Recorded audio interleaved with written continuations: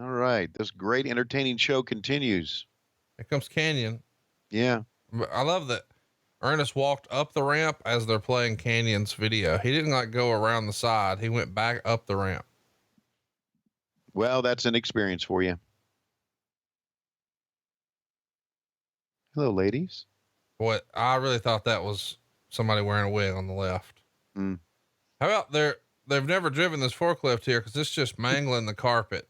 They're not even ready for what's going on. And we've talked about this for a long time. Judy's pretending to kick at people here. She's got her own little robe here. Looks like curtains from a dining room.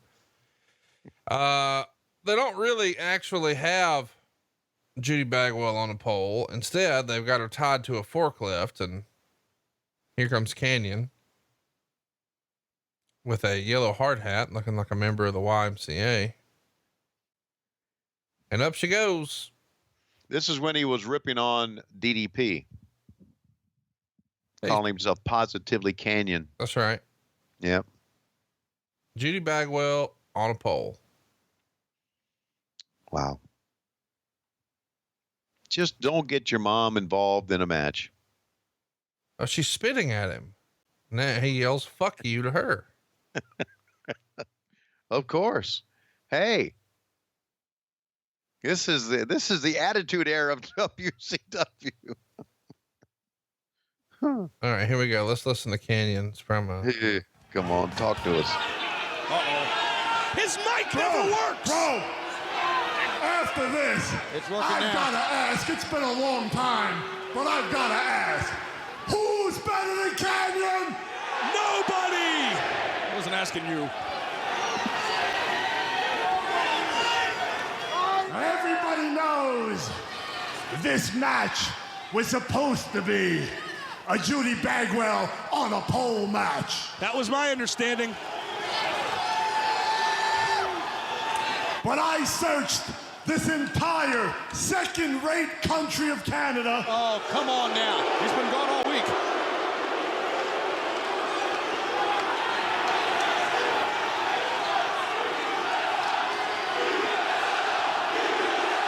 You started it. You handle it there, PCK.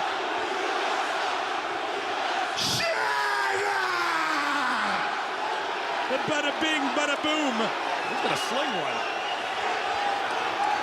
But after searching this entire godforsaken country, I couldn't find a pole that would hold that big, fat battle axe. I'm not sure the Eiffel Tower would do the trick, to be quite honest. So, bro, this match is now officially a Judy Bagwell on a forklift match. A what? Judy Bagwell on a forklift. You deaf? There's Buff. Uh-oh. He just realized his mom You was out shut your there. mouth, you battle axe. Thank God she's not mic'd. And the crowd goes mild. You know, the only thing I'm thinking of here now is I wish we would have known about the bag shaving instances. I'll catch everybody up. Some of our new listeners here to What Happened When may not be familiar with what you're talking about. Well, what I'm talking about is the fact this is according to Kevin Nash that he went to visit Buff Bagwell one time and Buff said, "I'm in here." I don't think we ever said his name until right now, but I'm good with it. What's that? I don't think we ever revealed who told us until right now, but I'm good with it. Oh, I thought we revealed it was Kevin Nash. that Okay. told us. Maybe it was. I don't know.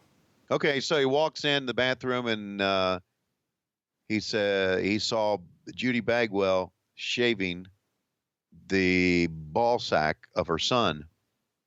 And he said, You let your mom do that? He said, yes, doesn't everybody? So apparently it was just a common occurrence in the Bagwell family. And that's pretty creepy. Really? Yeah, it's really creepy. Does Lois shave your bag these days? No, she doesn't. But having Lois shave my bag would be better than having my mom shave my bag. I was just asking. I know you've got the new lawnmower 2.0. I didn't know if that was something where you took matters into your own hands or. Well, I don't even know. Yes. Okay. And meanwhile, back in the ring, Why are you so nervous about me talking about you trimming your ball hairs? I'm not nervous about it. Oh, Not a big deal. oh. There's so much wrong with this show. All of it. Everything we Yeah. do. There's just so much wrong with it. Not only that, we just look at, get up, Marcus, get up.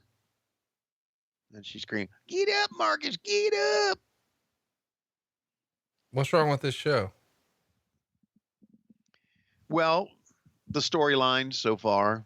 Oh, I thought you meant me and you. No.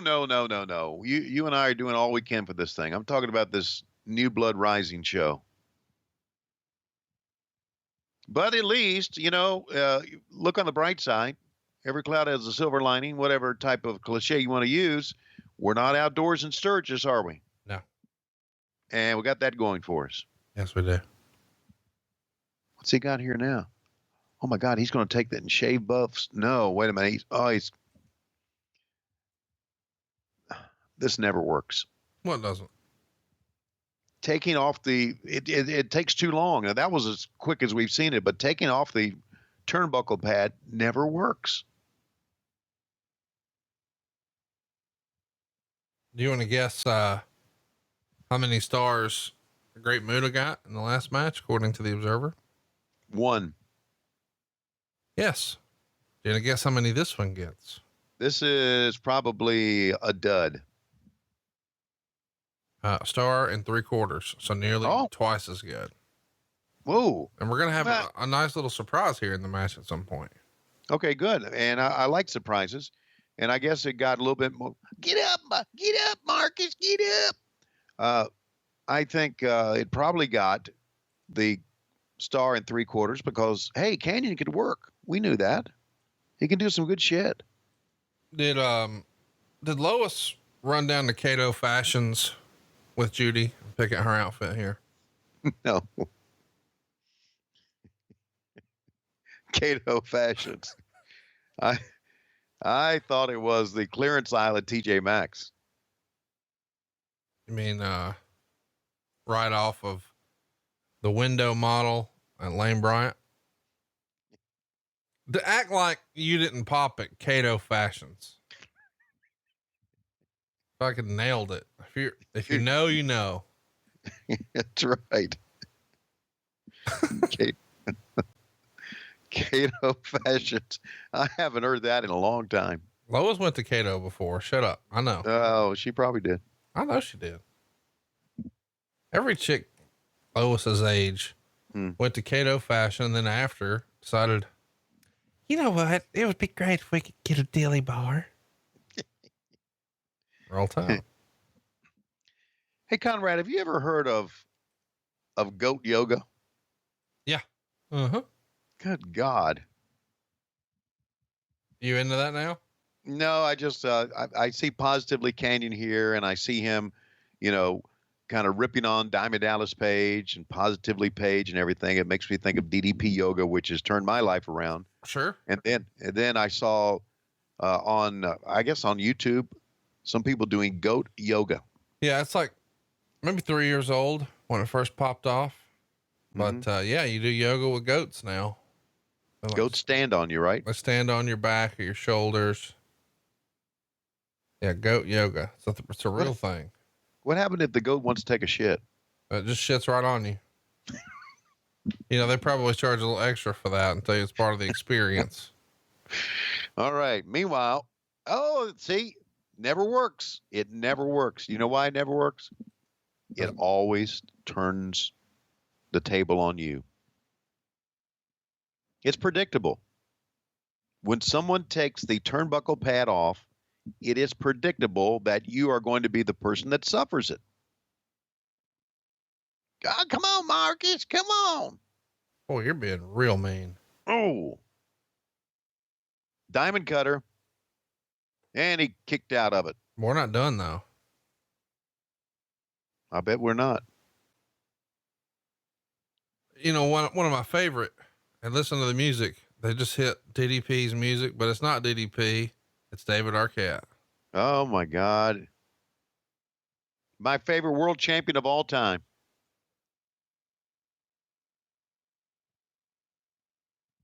And of course, as the story goes, Canyon was the stuntman at the movie.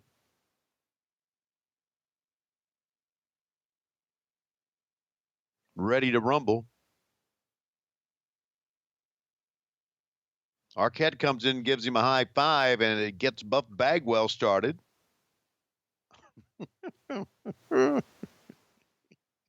One, two, three. Whoa. Wow, that was close. He hit 3, didn't he? No, but I'm saying he hit Buff Bagwell, this big jacked up dude, in the back with a plastic construction helmet. And it was nearly the end of the match. Well, if he would have had a cookie sheet, he would have been fucking dead, you know? Yeah, that's exactly right. It's a good thing Arquette didn't swing a cookie sheet there. Yeah, but I mean, you got to realize that Buff, come on, Marcus, come on, get him. You've got to realize that Buff is kind of spent now, tired. Wow, the blockbuster on both. 1, 2, 3. Come on, mama, come down off the pole. Come on, mama, come down off the pole. Go get her. Yeah, take me down here, Marcus. Take me down. I noticed that your sack there's kind of full, and I want to kind of come down and shave it off for you. Marcus, I'm still tied up here.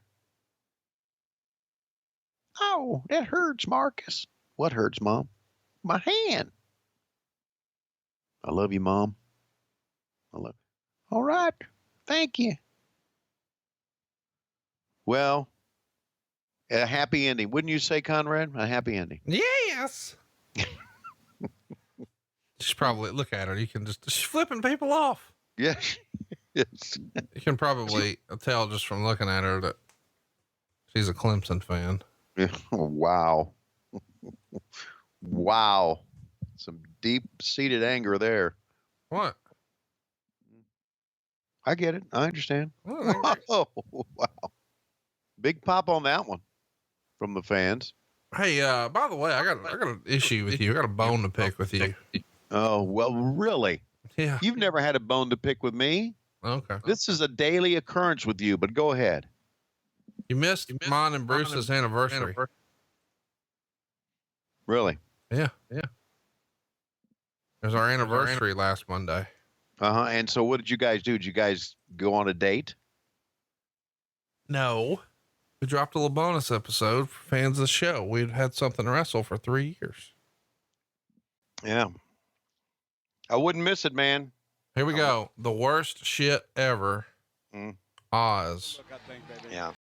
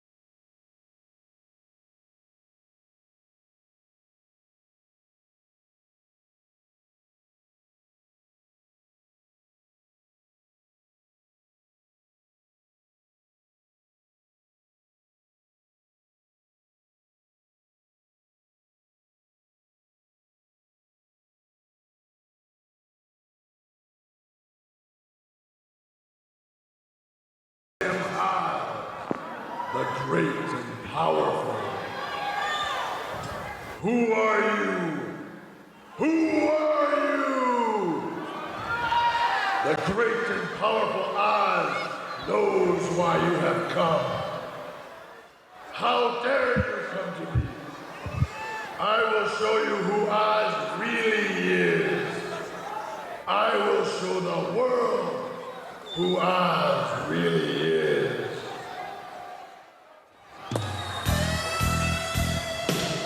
What the fuck? Watch the monkey. Oh, there he went. The monkey did live through most of this. So the monkey got freaked out by the pyro, Right. and tried to jump off the leash, off the ramp, and Kevin Sullivan Yanked under it the back. silly hood there. I mean, it's funny because I guess this is the Grand Wizard, Right. or whatever they're calling Kevin Sullivan here. Mm-hmm. So he's from this mythical land, but it sure does sound like he's got a number on the socks, doesn't Yeah. it? Holy That's shit. right. Welcome to Oz. Welcome to Oz. Welcome to Oz. You think the Patriots going to win by 6? Welcome to Oz. But can I say this in defense of this entrance? There's a lot of work that went into this. I know that doesn't make it good. All right. But I thought it was a fucking cool entrance. It was long. It was silly.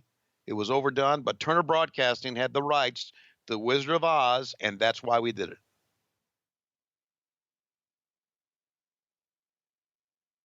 Does that make it good? No. But Kevin looked fucking awesome here, didn't he?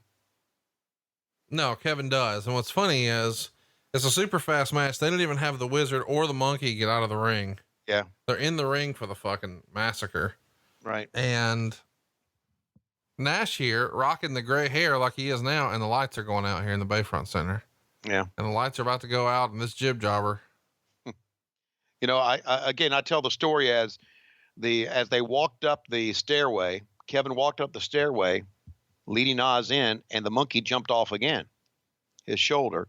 And the monkey was swinging like a pendulum at the end of Kevin's thing or chain. And I'm thinking, you're going to kill the fucking monkey. I was told that the monkey died. Now, I don't know if it's because he shit himself because of the pyro, or he was swung by his neck too many times by Kevin. If that's the case, boo on us. But there's Oz. I'll be interested to find out exactly Dave Meltzer's take on this entrance. And I know you have it in front of you. Are you ready? Yes, I'm ready. Live, the Oz entrance was one of the more embarrassing moments I've had in this lifetime when it came to rationalizing being a wrestling fan. The reaction was a combination of stunned amazement and brutal obscenity-laced vehemence. The smoke was sulfur-based, and the building smelled pretty bad for the remainder of the show. The Oz thing wasn't as bad as I thought it would be because it was really just an elaborate ring introduction rather than a several-minute skit. But the people really hated it, maybe even more than they should have. There was a definite kind of reaction from the live crowd. It was fairly pro-heel most of the way, and they didn't get into anything that was too WWF-like. And with WCW trying to copy WWF more and more, it is going to turn off the hardcore base, even if the action level of the matches is good. -3 stars for this segment, -2 for the intro and match, -1 more for the smell. Okay. Speaking of the smell, Terry Taylor in the locker room here with Missy Hyatt. What do you think she's saying? Well, she's looking at, can you tell me, is Tom Zink over there? If Tom Zink is over there somewhere, I know Tony Schiavone's got to be around. And I promised, I didn't really promise Tony, but 39%. Promised Tony what? Yeah, I'll just stooge it off for you. Okay, maybe Schiavone's taking a shower. Now we get to see the button on the fur coat. Oh, it's the thing that Lowe's talked about a lot. Let's go. Holy shit. Hey, what the fuck are you motherfucking doing? I'm going to bend over here and I'm going to take his hat and I'm going to whip your little ass with it. There you go. Get the fuck out of my locker room. And yes, I do put a plug in the back end when I'm taking a shower. Get the fuck out of here. Oh. There you go. Let's bring in Hacksaw Jim Duggan. Have you ever heard of my pod? As a matter of fact, you and I used to do a podcast together, didn't we, Jim? You and I at one time? What was it called? No, that's what it was called, because I found out there ain't easy money in podcasting. That Bruce Pritchard has siphoned off all the big dollars, and all that's left is the shit that Schiavone gets. And it's Dave Green's fault, and it's Mid-Roll's fault, and it's Court Bauer's fault. Well, you know it's Court Bauer's fault. And I can't even see what camera I'm supposed to look at, tough guy. No way I can see me making money in podcasting. Well, I'm still doing the podcast. No, you're not making any money either, Tony. I mean, Sean, because you're not doing what Bruce Pritchard's doing, and that's sucking off that boy from Alabama. I don't even know how he got involved in our business. I hear he loaned Flair.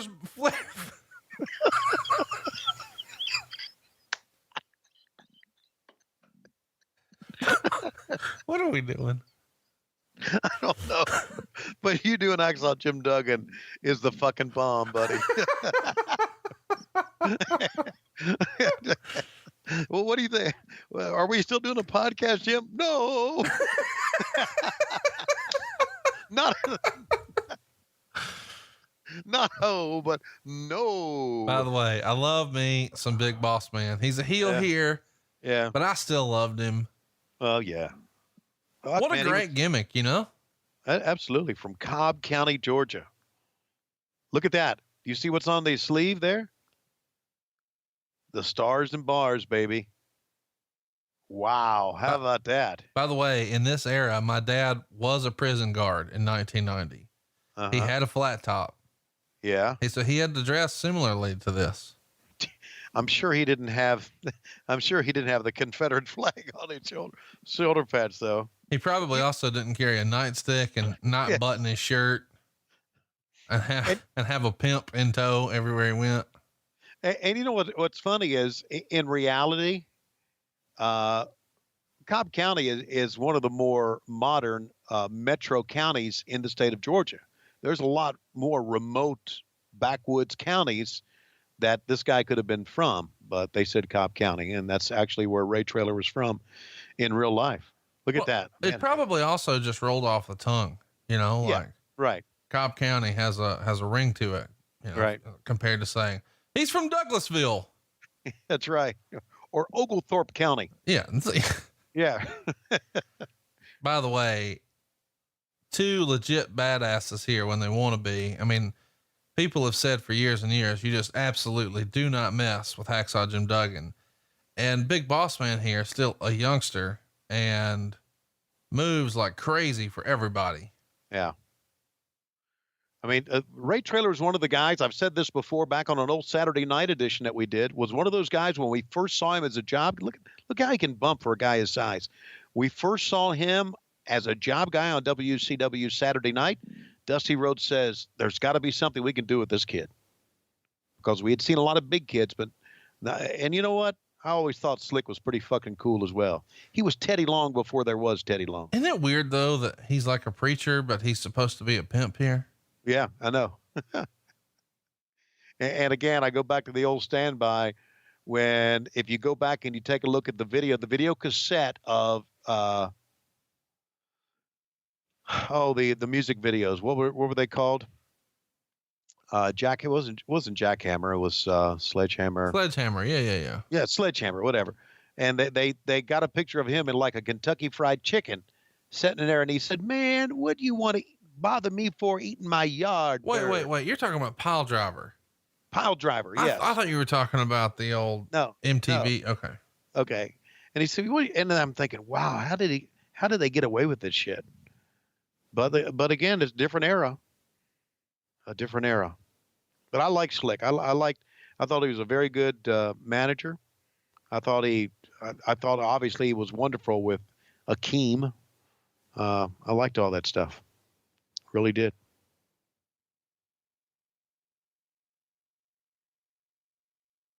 Let's talk about what Wade Keller said here. He says that this match, do you want to guess the rating it got?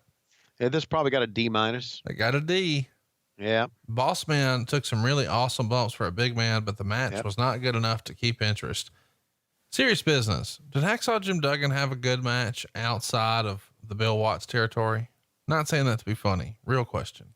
Well, I put it this way. He never had a match that anyone gave a good rating to. Because he was more of a gimmick. I mean, with Hacksaw Jim Duggan, it was more thumbs up, ho, USA, USA, and that was about it. I never saw any of his matches in the Bill Watts era. Did you? Yeah, I've gone back and watched it. I didn't watch it when I was 3.5 years old. I missed those. No, that's what I meant. Have you gone back and watched it? Yeah. Did he had some good matches back then? Him and Ted DiBiase, they were tearing it up, man. Well, you get older and things change. No, I've always been a wrestling fan, though. I know you never really were. What the fuck? Well, no, I'm just saying you quit watching in 01. You didn't watch again until 17. If you don't watch something for 16 years, I don't know that you necessarily call yourself a fan of it. Well, I think I am. I think I was a fan when, you were getting paid to be. Yeah, I got it. No, I don't have to. No, motherfucker. Oh, well, I mean, you watch the old stuff with me now because you're getting paid, but if you weren't, if there wasn't a paycheck associated with watching this, there's no way you're just watching Royal Rumble 1990 because you're not a wrestling fan. You're a baseball fan who will watch sports entertainment for money. No, I was a wrestling fan back in the 70s and 80s of Mid-Atlantic Championship Wrestling, Jim Crockett promotion, back when wrestling was different than it is now. You have no answer for that, do you? No. In the 70s and 80s, Jim Crockett Promotions, how much of their stuff have you gone back and watched? I don't know, this month? None. Okay. So you're not a wrestling fan. How much wrestling do you watch on a regular basis? Unfortunately, I watch it every day. Bullshit. No, there's not a day that goes by I don't watch wrestling. Not a day that goes by you go back on the network here and you watch something. Absolutely. I've watched this show before I watched it with you. I watch shows for Eric and Bruce's shows for, every single week. And of course I got to watch my sister-in-law kick everybody's ass every week. So yeah, I watch every week. I'm a wrestling fan.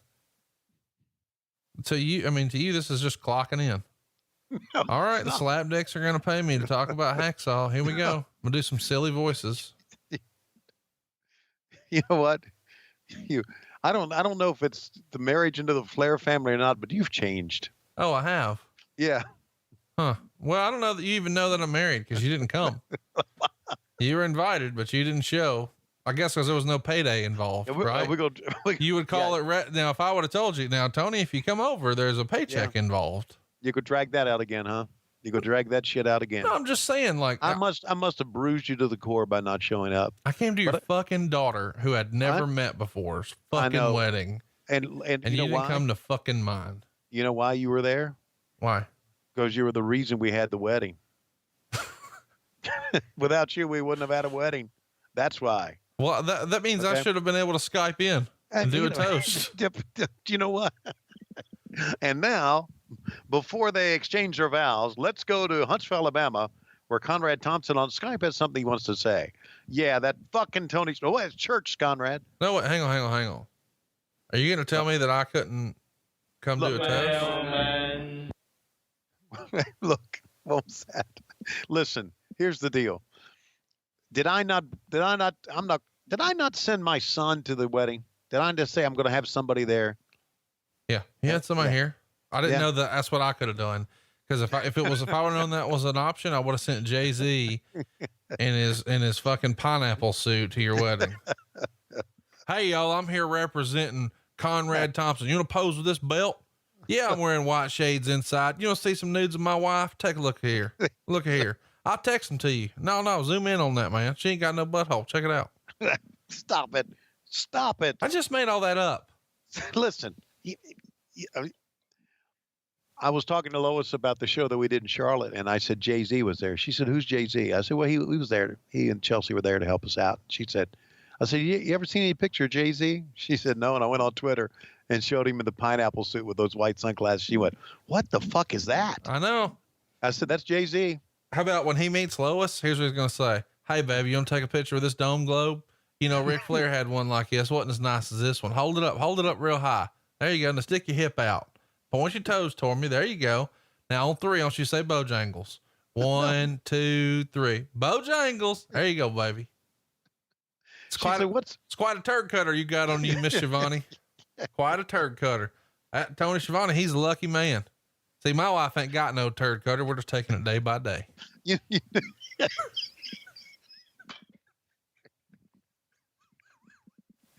That right there is called inside baseball. 7 people just laughed, and that's all I needed. Fucking Big Boss Man is bumping his ass off with a big clothesline over the top. God bless you. Oh my God. That's what was great is when I started talking about poke your hip out. That's a nice turd cut. You didn't know where I was going, but when I did the end around and you damn near fell out of your chair. You just would have had to been on that phone call that I was on. Oh, I laughed about that one for days. Okay, so much for the insights. Oh, to the midsection. Yeah, and then one more thing. Lois says, what the fuck says Bojangles' belt about? No, dude, it's still spinning. He span it at the show in Charlotte. It's still spinning. I said, he's the Bojangles champion. She said, what the fuck is that? I can't explain it. What that means, Miss Schiavone, is I've ate more goddamn oh, can I cuss on this? I've ate more rootin' tootin' Cajun filet biscuits than you can shake a stick at. So he's got a belt for that. I've ate more Cajun filet and more something else that I can't say here because my mama might be listening than anybody you know. Now, I got that belt because I ate more Cajun filet biscuits. But do you know my other belt, Mr. Schiavone? Tony, can I tell her? Yeah. I'm the Mad Head Game champion of the world. I got a belt for it. I got no shame in my game, Miss Schiavone. I want my wife to know I love her. You want to see some pictures of my wife? Take a look at my phone right here. Send them to yourself if you want to. And Lois said, after I said that, I said, well, you know, he's a friend of Conrad's. Conrad's got a lot of friends. He's got Dave Hancock. He's got Super Dave. He's got a guy named Rotten Crotch. And Lois just paused and says, where does he find these people? They're my whack packers, man. They're my whack packers. Which, by the way, I'll have to give a shout out to Super Dave. He sent me a video on my birthday, and he sang happy birthday to me in the video.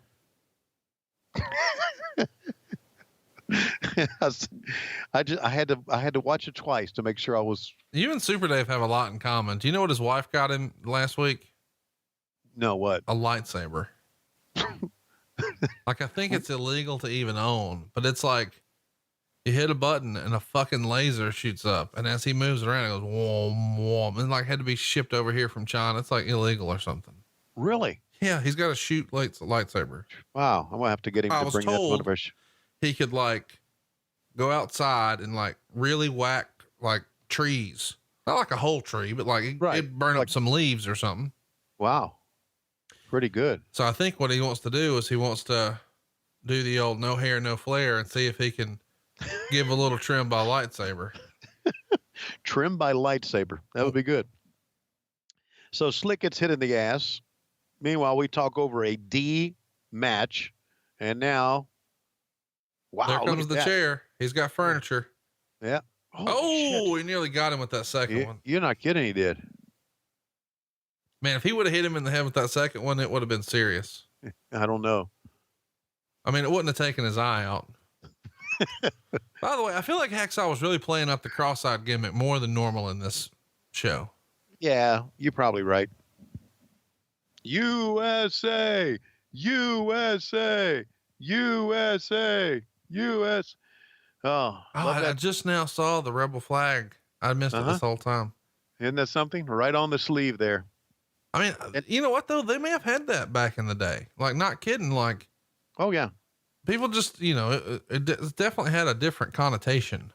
Well, the back in 1990, the Georgia flag had the rebel flag as part. That's what I mean. Like, yeah, you know, it wasn't, it wasn't what it is now. Right. Extreme Rules 2020. I can't believe this is real.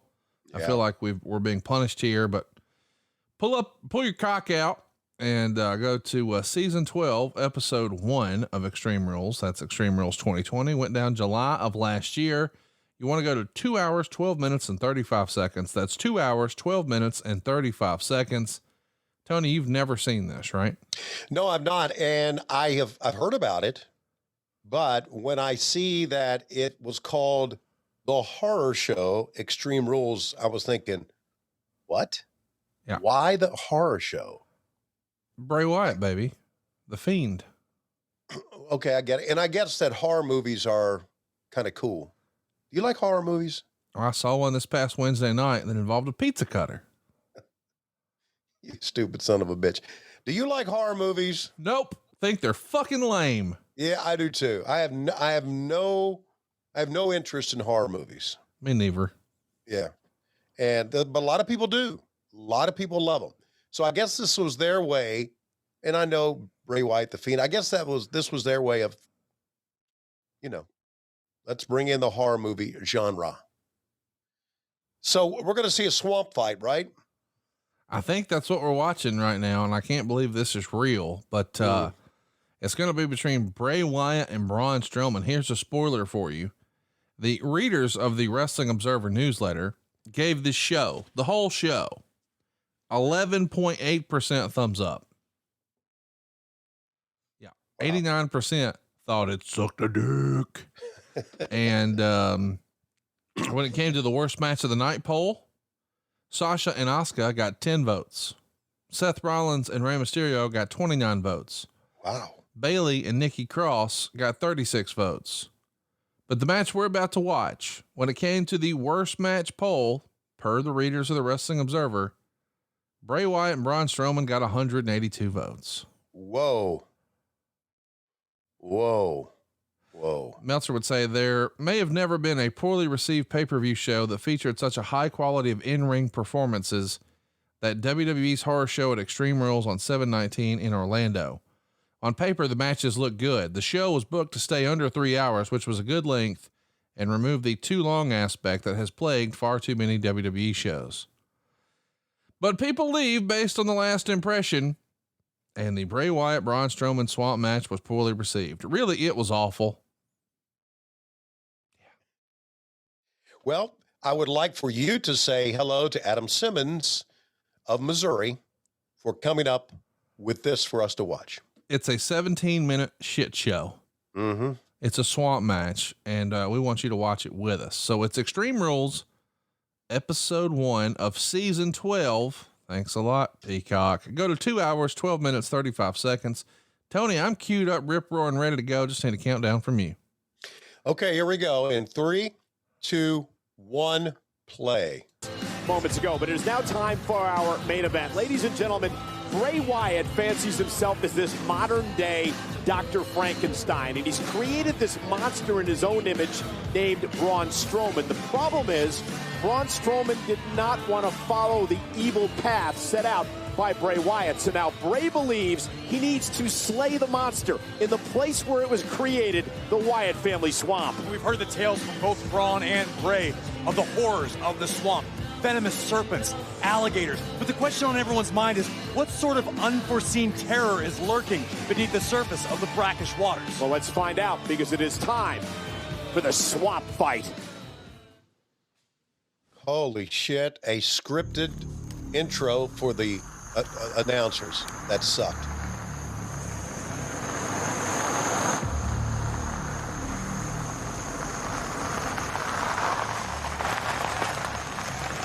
Here comes Vince McMahon.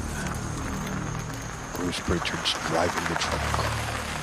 If it was Vince McMahon, he'd be blaring AC/DC. There we go.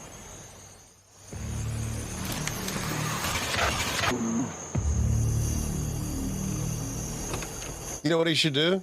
Just fucking run over him in the truck right now. He'd win the match. It's over. Back up over and do it.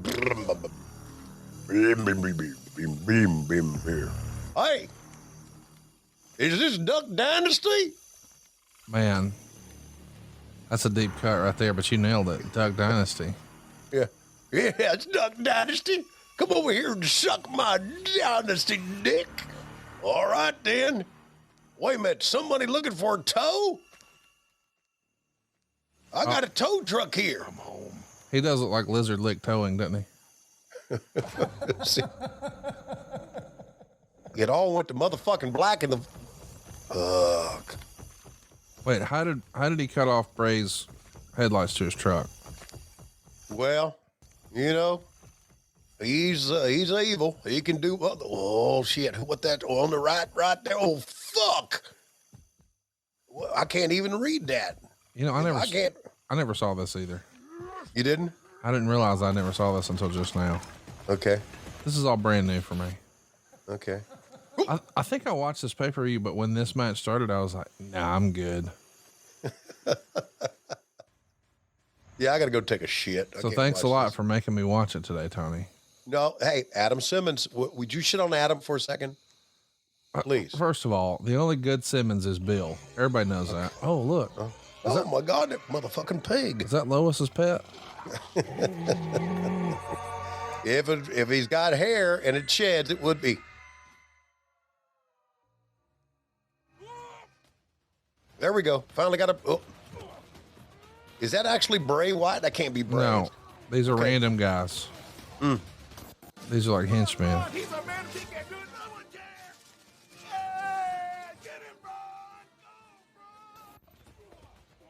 Henchman. What do you think of this Fiend character?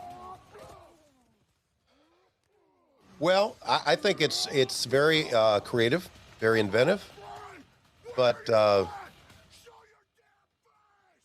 don't know. Have you seen Braun recently? No, I'm not. You should look at his Instagram. Okay. It's like he realized, oh wait, I'm not being tested anymore. Oh. He looks like an action hero now. Does he? Oh God. That's crazy. Okay. Well, good for him. Wait a minute. Braun just hit himself. Oh my God. Wait a second. Hey, so he's beating himself, and you've beat yourself off before, right?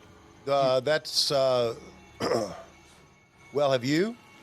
No, I've never beaten you off. No, yourself. What are you talking about? Isn't that the fucking man? Oh, watch. He chopped him in the balls. Well, there's credits now. I mean, if you hit somebody with a shovel like that, they're dead, so. Okay, meanwhile, back at the home of Duck Dynasty. Let's track it here.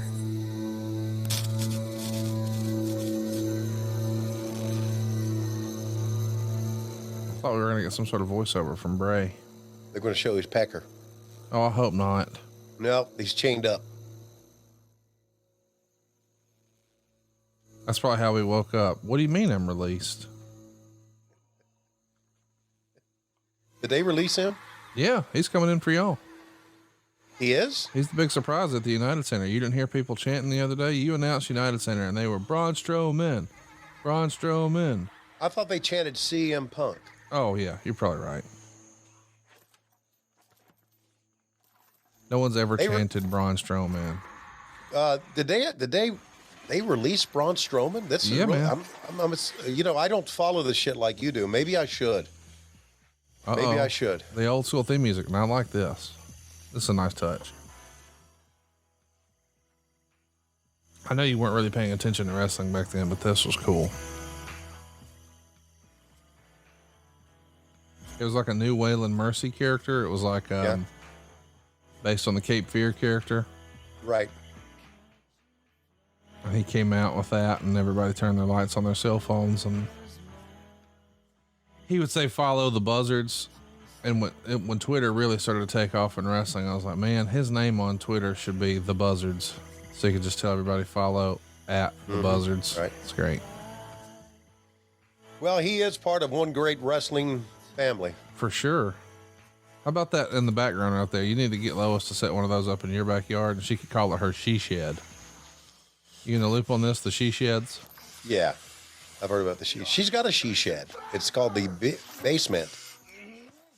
Oh, well, I thought that's where y'all made your sex dungeon. She told me that's where y'all's like sex swing was. You got the wrong couple there, buddy. Really? She said y'all were into like latex and bondage and stuff. Okay, I wish. I mean, I don't think so. You think Rebel is? I wish. I mean, I don't know. All right, here we get go. them talking.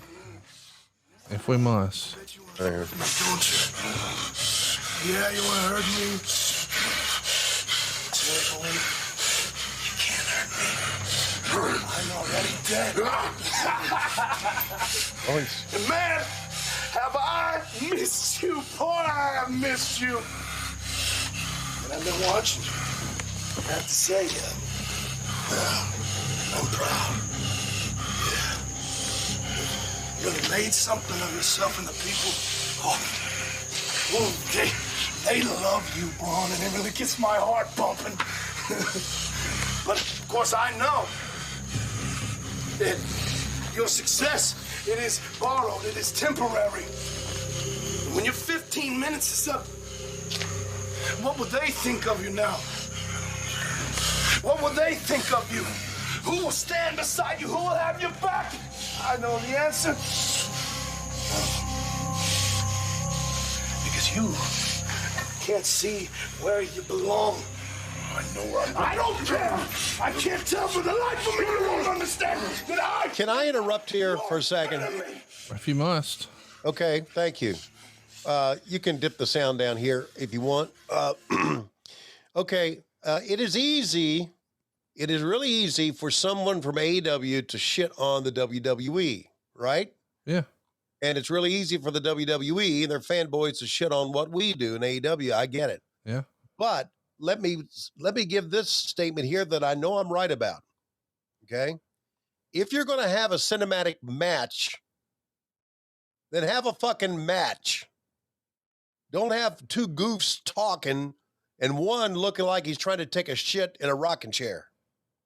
Okay? Have a fucking match. Have a goddamn match. Where's my fucking cinematic fucking match? Here.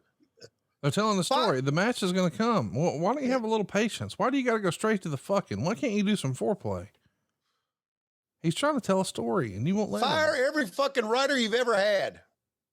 Go back to having motherfucking bookers. Don't worry. In a minute, they're going to roll out a basketball goal and take turns missing dunks and long.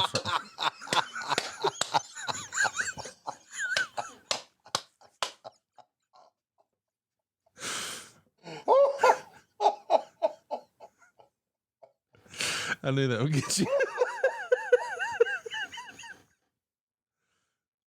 Oh, that was too fucking good. I'm not going back. Well, we did put Taz in the scissor lift. Did you see the meme I sent you the other day? I know what I'm doing here. I know what I'm supposed to be. Oh, God. In order for you to become... I guess we should explain. Someone sent me a meme of Taz in the scissor lift on AEW. And then underneath it, it was a shot from some old TV show. That 70s show. That 70s show where a little dog was sitting on the kitchen table. Mm-hmm. And the husband asked the wife, "Why is the dog on the table?" And the wife says, "He likes to be tall." And buddy, it got all over me. And I was like, I can't send this to Pete, but I can send this to Tony. And Tony will love this. You know what? God damn, I love this business. Oh, here we go. Oh, motherfucking goddamn snake. Yep. Don't be afraid. Fucking motherfucking snake. Yep. You remember the serpent, right? Jesus Christ. At least when we put a snake in a bag, it's not really a snake in the bag. Come home. Come home. Come home. Come home. So they are going to wrestle or fight. They've got it out. Oh, there we go. Well, wait a minute. He's still. Are those the same guys that came to the ring with Sting and that? I don't know. Is that Corey Graves? No. No.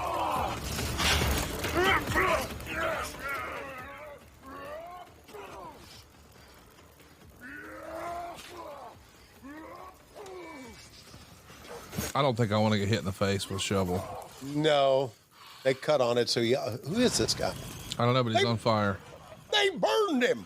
They burned him alive. I'm on fire. House, find me a lake, find me a bottle. Somebody pissed on me, I'm on fire. Why didn't he just stop, drop, and roll? Jesus.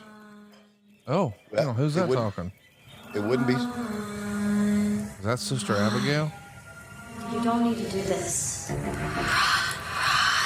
Come home, Braun.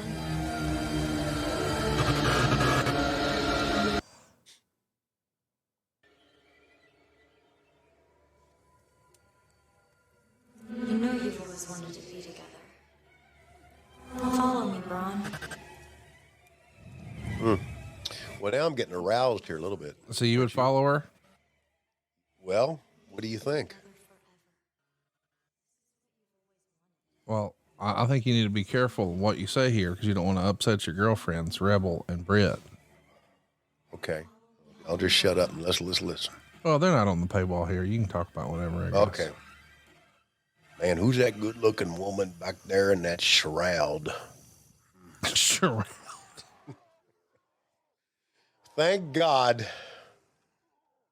Thank God they're finally getting into it, huh? Oh man, I used to do that to my sister's face, squish it together. Oh. Rock bottom carpet is the way to go. Oh my God, it's a dilapidated boat. Take him out on the swamp and drown his ass while you're out there getting some catfish and a couple of carp. Do you eat carp?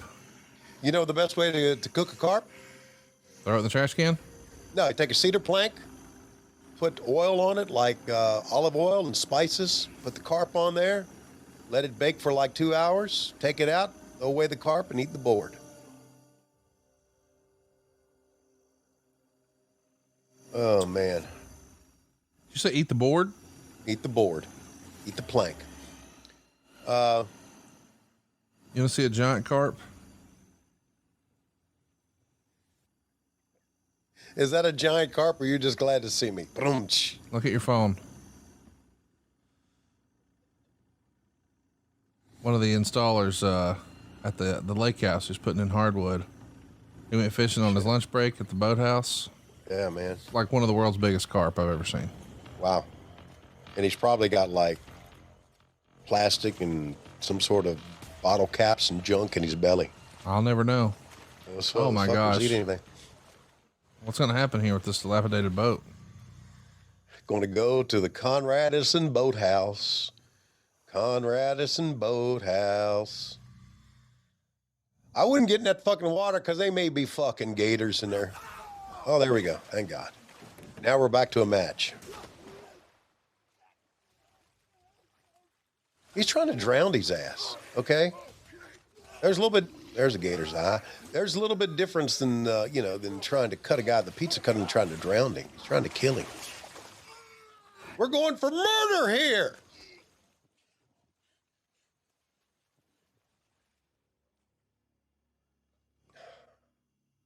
Conrad, what have we become?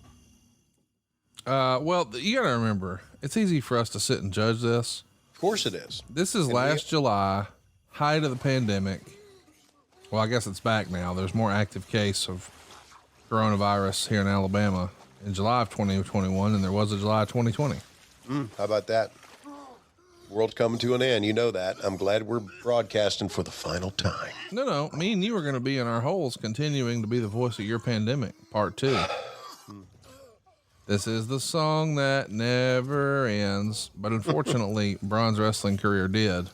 Until he shows up on Rampage. At the first dance at the United Center. Braun Strowman. Oh no, don't hit him with that. You missed him. How did you miss? They cut on the shot. No, but how do you miss that? There's no plausible reason you would miss that. No, none. You know, they should just do a cut to Deliverance here. Just have them start checking each other's oil. Are they going to come back to the announcers to put a wrap on this thing? Or No, are they just I assume we go off the air with a murder. Yeah. What the fuck would you say that? I mean, again, the Michael Cole and Corey Graves lead into this was perfectly scripted. Yeah, it was. But really shitty. Hey, you know what? I don't like Adam Simmons anymore. Listen. What you made me do?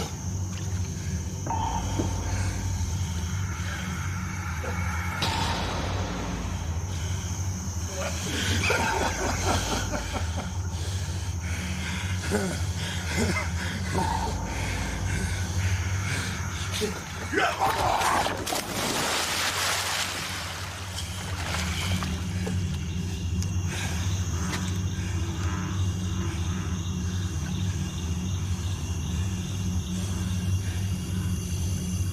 Braun Strowman has just kicked Bray Wyatt into the swamp.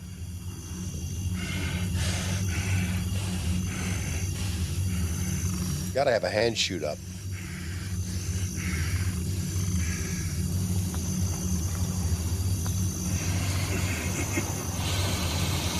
It's over. So he kicked him in. He says that's over. And they showed the little credits right there.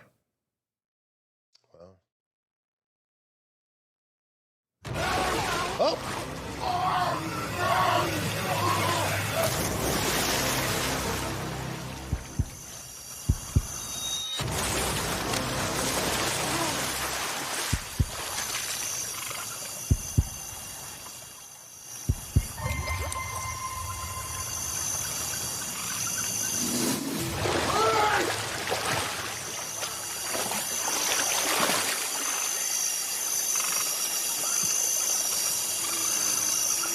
Just as you predicted, the hand came up, but it did a mandible claw, pulled Braun down into the water, and we're still not done.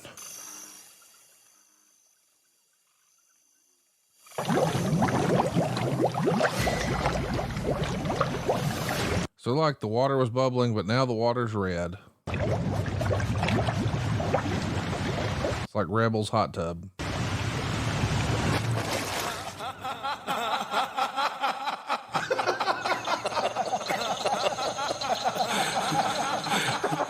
Bunch of laughing, and the Fiend head has popped up. He's just staring at our camera.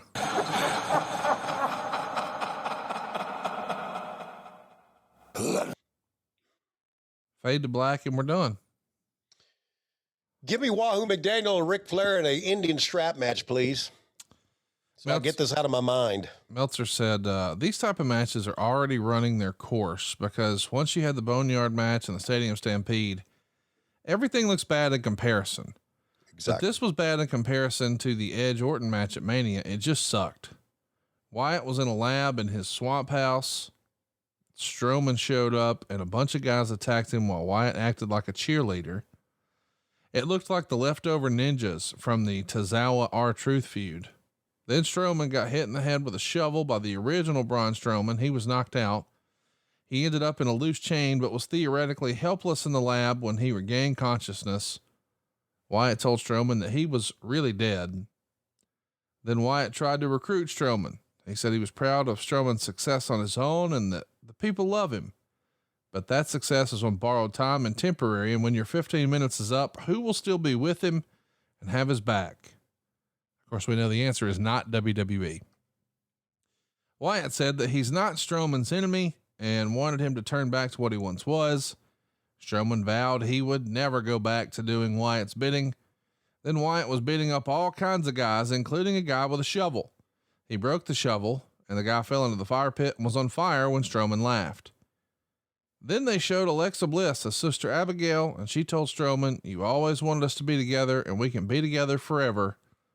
Strowman threw Wyatt into a boat in the swamp. Strowman went into the swamp, but Wyatt hit him with an oar and tried to drown him.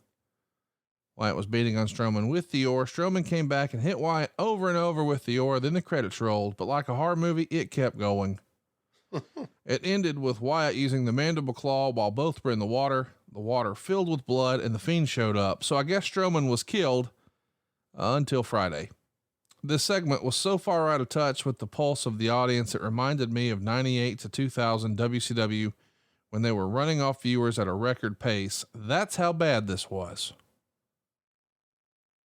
How about that? This was kind of like if we would have taken the White Castle of Fear and made a match out of it. Yeah. I mean, I know we had a match, but we had a match. This was like that vignette that they produced for. Right. Or this was like the vignette where they blew up the boat.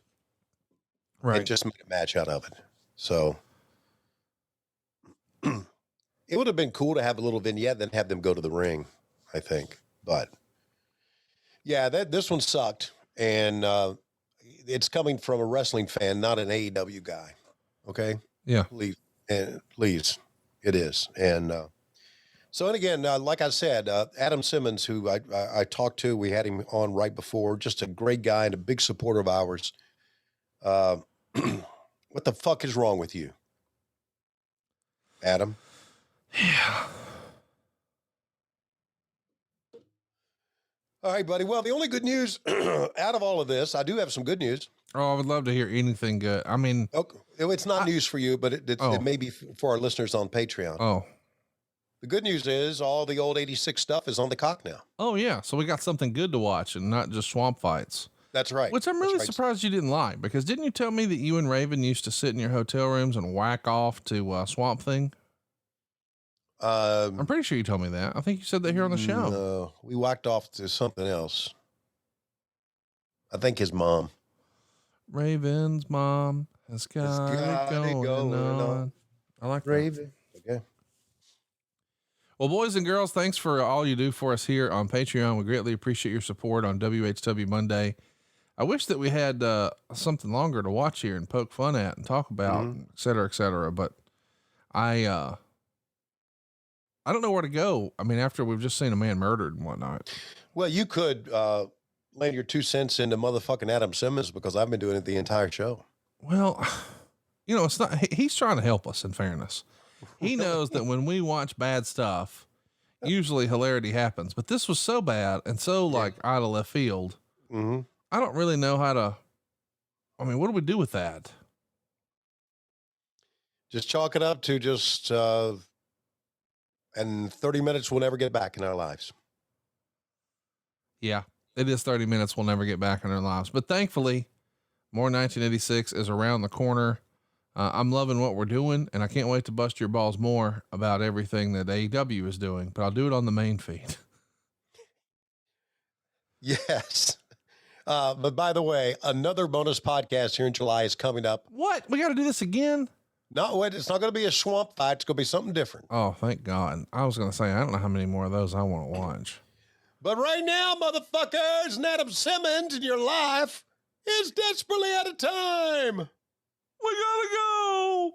Fuck you, Adam. Big Better Wrestling next time. For the love of God. And Braun Strowman, who's unemployed, but not for long, because he's coming back at the United Center on the second Rampage. It's the first dance. Braun Strowman. Wait, they can't call him that. What will you guys call him? Sharon Broman or some shit like that? Yeah, we'll call him the Fiend. I don't think you can do that either. We'll call him a Fiend. Can't do that. No, seriously, what would you call him? Adam? I don't know. Y'all would probably call him fucking Adam. Adam. Hey, look, don't confuse AEW with WCW, okay? We're not the same. What does that mean? He's coming in to be your Goldberg. He's going to beat the fuck out of Kenny Omega night one. Woo. Be the well, we champion. don't. Are you fucking booking now? Is that what you're doing? No. If I did, I wouldn't book. I wouldn't book Braun Strowman. Okay. Thanks for being with us. See you next time. Do me a. Well, how did you make that noise? Hey, can I ask you a question right fast? Yeah. How long you and Lois been married? 40 years. You ever put a thumb in her butt? Ever do what? You ever put a thumb? No. In her butt? My God, no. I asked that to somebody who works here with us on adfreeshows.com. Just, you know, sometimes I like to get to know people or whatever. Yeah, that's a good way to get to know people. And now he says, nope. And I said, wait a minute, you've been married like 20 years, right? Yep. And you never did that? Nope. Why? And he says, I don't like, I don't want to, I'm not interested in, and he does a finger point and he makes that noise every time. That's his thing. And so now, just next time we're on our like Monday roundtable Zooms, just casually bring it up, and he's going to be on there, and he'll finger point and do the finger guns, and And I think that's really the way we should describe this swamp match we just watched. Do it with me here. 3, 2, 1. See you next week right here on WHW Monday. There's a camera here. Angle alert. I better run. Holy smokes. Vince Russo wanted to call her Torpedo Girl. Major Guns, you wanted to call her Torpedo Girl. Mm-hmm. How about she's coming to the ring barefoot, bro? We ain't looking at her feet here, bro. Oh. So, this is about to be the best match on the card. Are you ready for who she's about to face here? I'm ready. Miss Hancock. Oh man. It's going to be, oh man, a clothes tearing mud match. And this is the greatest wrestling pay-per-view in history. Oh, let me just send a text right now telling someone how much I fucking hate them.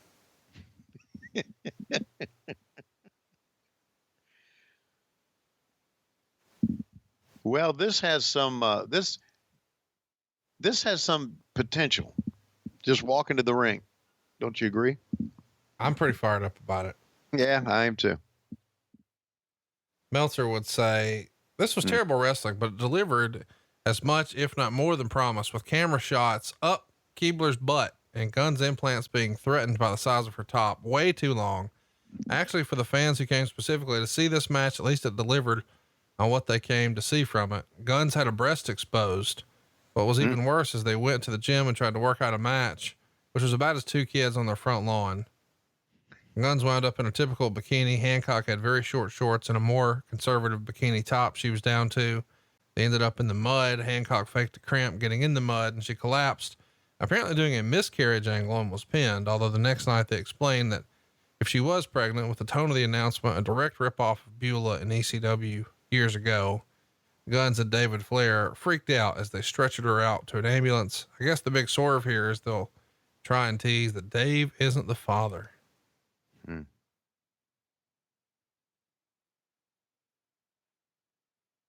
I know we say it so many times, but every time I see Stacy Keibler, what do you think?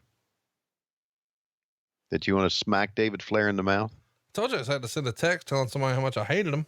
Oh, that's who that's who the text went to. Let me take closed captioning off. It's getting in my line of sight here. You know what? I'm going to send him a text too. Did you just send it to him? Let's send it at the same time. You ready? Hold on. Let me fire it up here. Carry the one.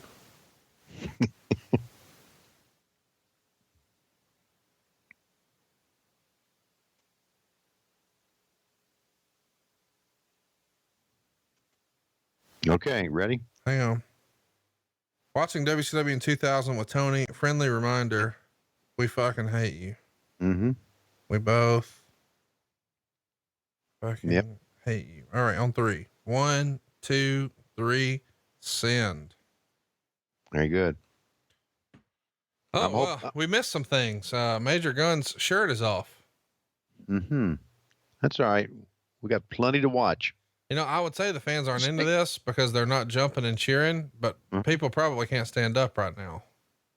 So they're just watching very intently. No one's playing on their phone. Stacy really got up in the air, didn't she, that time? Kind of a leapfrog, showing some athletic ability. Is this the most Vince Russo thing ever or what? Yeah, well, this plus Judy Bagwell on a pole. Can't beat that. I would rather have this than Judy Bagwell on a pole any day. Yes, I would too. But I just say the combination of all that. Why did he want to call her Torpedo Girl? Because of the old pinups of girls on missiles? No, because she had big torpedoes on her chest, and he was a Kiss fan, and there's a song called Torpedo Girl that Ace Frehley did. And it's about a girl with big boobies? Yep.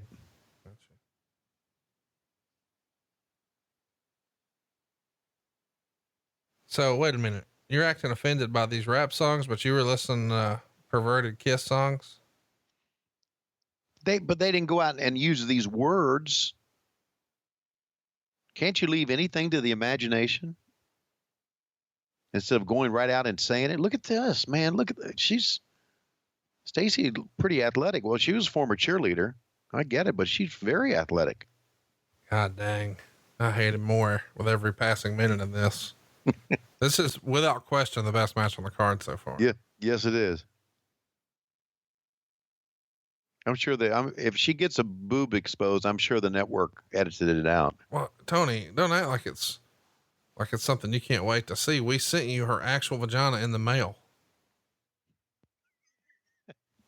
Did you forget? Oh, Eric Rottencrotch, great friend of the show. By the way, you got something else that's going to be showing up this week. Oh no. And you're going to wear it out. Oh no, stop it. What? You guys, you know. Wait, hang on now. Let's run through this. Yeah, let's run through this. You guys are like scraping the bottom here. Making me say all these bad words on. Tony, we sent you shoes. Oh, okay. Thank you. Well, so why are you mad at us? I thought you were sending me some another part of Major Gun's anatomy. I don't know. What? Where would we even get that? I don't know. Where did you get the first one? Well, we got them from Tylene Buck's Twitter. Okay. Which that's Major Guns, by the way. And if you go to @the Tylene Buck, and make sure to do it when your friends and family aren't around, you too can get yourself a little pick me up. Really? Yeah. She's got stuff for sale over there. So even if they blur it out here on the network, you're still in good shape.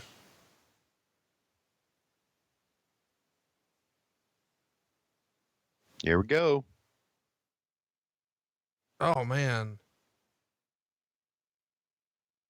You just knew that a boob was going to come out. Let me ask you, were you there when they started putting this together? This mud? Are you the match or this mud hole? The mud hole. Were you in the building when they started putting this together? No. When you came out and you thought about Starrcade 83, all these big moments that you grew up, in the Mid-Atlantic territory and working for Jim Crockett Promotions.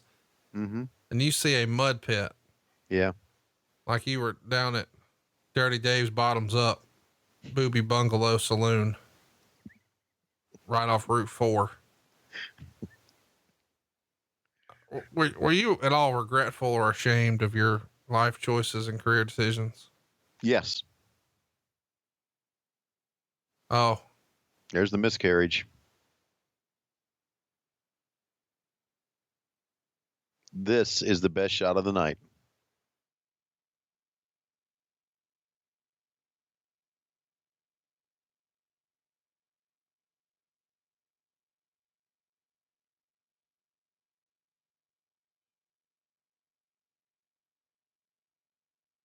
Oh my God, are you okay? Oh my God. This is fucking terrible. David Blair jumps in there in the suit. And of course there's Charles Robinson selling it. Charles Robinson's got to be thinking the same thing. Russo always said, and I always kind of agreed with the premise. He said he did things like this because he wanted his show to have something for everyone. Who was that for, Tony? That was my next. Who was that for? I don't know. For the drunk guys in the saloon that didn't get enough of what they had last night. I don't know.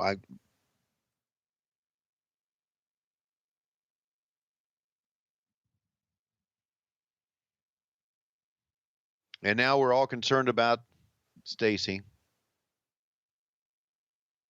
We all don't know what to do. Don't know what to say. Those fuckers behind us are excited though. All right. Mean Gene. Oh, fresh off of the Queen of the Ring cameo. God bless him. He and Bobby the Brain Heenan. Now, I've mentioned this before.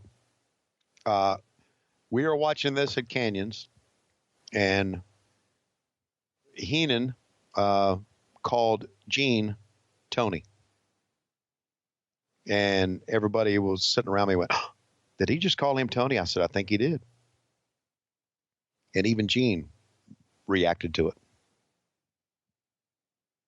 So it just shows you that Heenan and I were longtime close personal friends.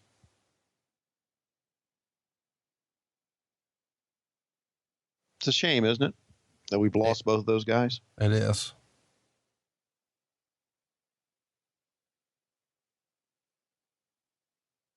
Really a shame. Really shame that Bobby's last years were like they were, because I know his health wasn't good, and I know his wife Cindy was there by his side the entire time, and his daughter Jess, and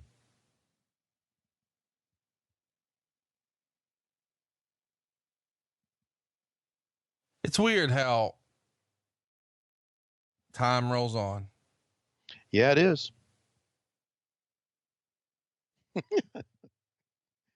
Speaking of time, here come a couple of guys ready to lick some kids. The Bushwhackers are here. Whoa. Yay.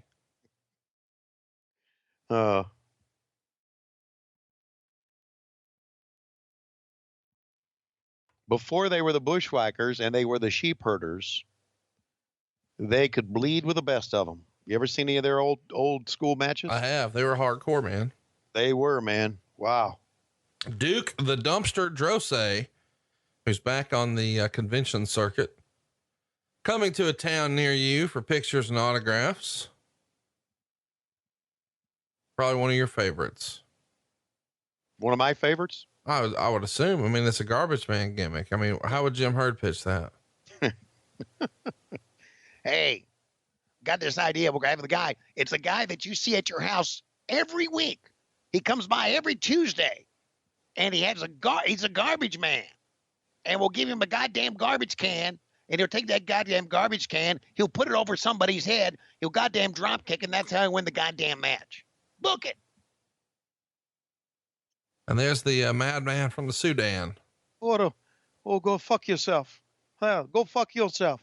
Everybody in Houston, go fuck yourself. Really kind of surprised. I threw up Madman of the Sudan and you had no comment. Well, There's me. The earthquake.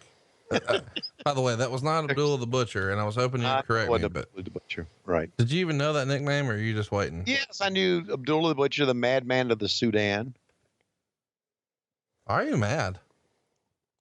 Because it was your fuck up and you're trying to make it mine. No, I'm trying. Oh my God. I had to introduce Duke the Jumpster Drosay to you because you didn't know who the fuck he was. Oh, well, who's this then?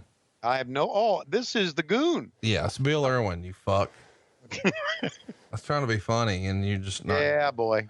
I mean, here's what I needed. Since you were already doing the impression and I called you the wrong name, you should have went full in with the Iron Sheik. Hypothetically, if you called the Iron Sheik the wrong name, what do you think his response would be? Go fuck yourself. Ah, Baba. Fucker. I break your back and fuck you an ass and make you humble. A motherfucking Hulk Hogan. Fuck a motherfucking Hulk Hogan. Fuck a motherfucking clown. Dude, the way he would just randomly just yell, worse than Michael Jackson. It's like, what? It's just like the most random Iron Sheik, man. So this was the original Doink the Clown? What the flying fuck? Who's the guy on the left? Downtown Bruno. Jesus Christ. Glad I missed him. What the fuck are you saying? What? He was Well, around wrestling forever. Oh, come on. Do you know who's Kimchi on the right? I know you used to eat him. What? Yeah. Do you know who Kimchi was? I do not know who Kimchi was. Did you ever hear of the Brooklyn Brawler? Wow. How about, here you go. Here's your boy, Cruiser. Yep. I mean, Yeah, Crusher Khrushchev. I mean, yeah. Demolition. I mean, Blacktop Yeah. Bully. Yeah. The Repo Man is the best, man. Can you believe the Macho Man missed some payments on his hat once? Oh, speaking of gimmicks. You have a Jim Cornette impression? No, I don't. God damn. Motherfucker. That's pretty good. Hey, is that Kevin Sullivan barking in the background? And look at there. There's old Eat My Crotch, Nikolai Volkov. Yeah. I miss Nikolai. You do? Yeah, I got to meet him once. And when I met him, he looked at Matt Coon and said, this guy needs to lose weight. And I was like, Jesus Christ, that's how I know I'm picking the right friends to hang out with. Oh, and there he is himself. Oh, good God. Lois said to me, does he always dress that way in public? When she saw him at Pop-Up's party? Well, you should have said, he looks like he could host The View. I said, no, it's usually worse. He was dressed to the nines, wasn't he? Mm, The hat, the jacket, the vest, the shoes. The doot shirt. He had, man. Oh, There, that's me when the Blue Chew kicks in. One man gang. Bringing a chain with you, eh? That's how I got Megan.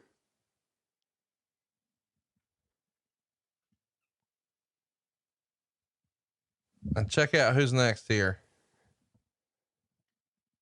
The Gobbledygooker. Oh my God. You just barely missed that, right? Cause that was November of 90 and you were out of there right after Mania, right? Yeah, I just missed it. Right. So would you have rather gotten stuck with the Gooker or Rebel Cop? Well, we're going to show the birth of the Gooker right here. Yep. That's how John Michael came out. Oh my God. I'm ready to put over Chris and Matt.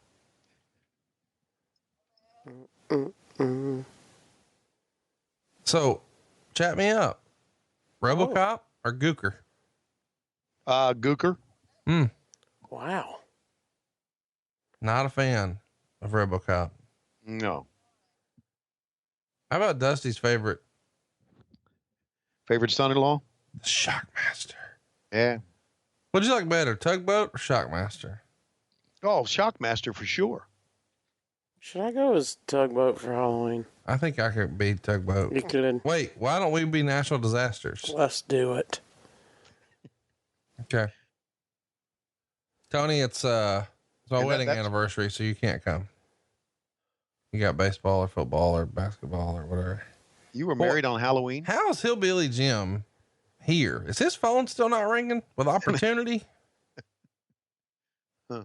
I feel like he should never leave the house. He got so many goddamn phone calls with opportunity. Huh.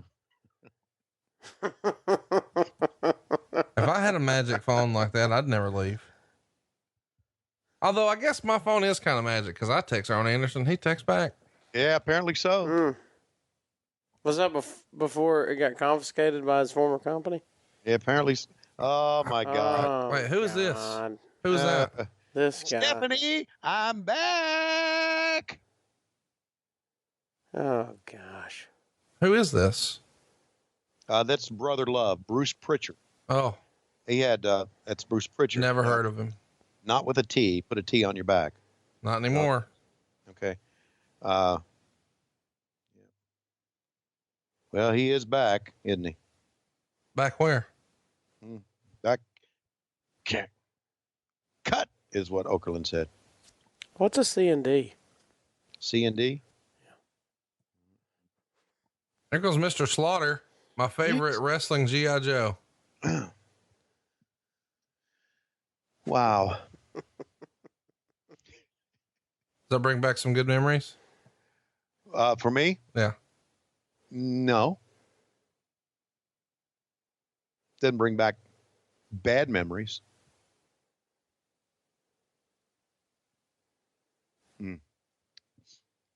I get all emotional when I see the Statue of Liberty.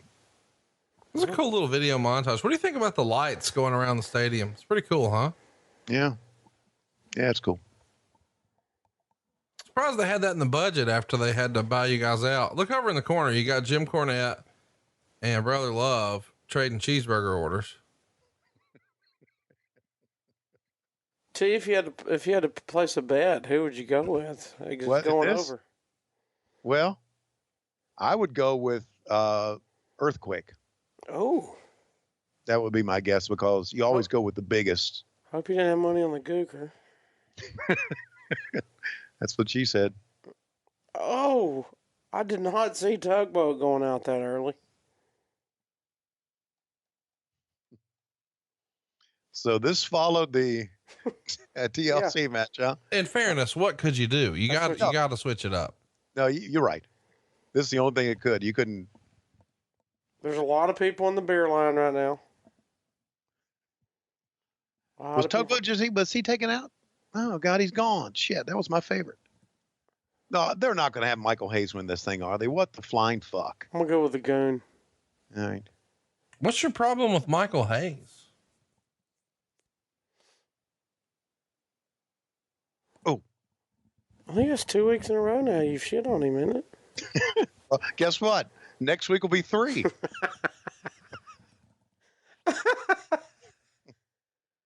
You know what he said when he saw me? Same thing he always says. Who are you? I hate you, you motherfucker. So, well, I love you too, you little prick.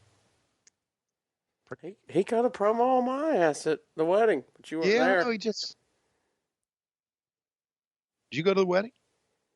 I officiated it. Oh, oh, that's right. Thanks, man. Motherfucker. Thanks for not coming. Mm. You would have saw it if you were there. Well, I was on Halloween, and I'm busy in Halloween usually. Look at Brother Love, man. Hayes cut a promo on me. Big time. Asked me for the hot mic, and I gave it to him, unfortunately. Yep. There goes the Goon. Oh! Nikolai's gone. Goon's gone. We're losing some heavyweights here. Yes, there. Doink's still alive, putting people out. Hey! Hillbilly Jim's going to be in here late, and so is Doink, I feel like. Okay, I was wrong. That means Hillbilly's next. Oh, no. Oh, there he goes. Doot, dumped.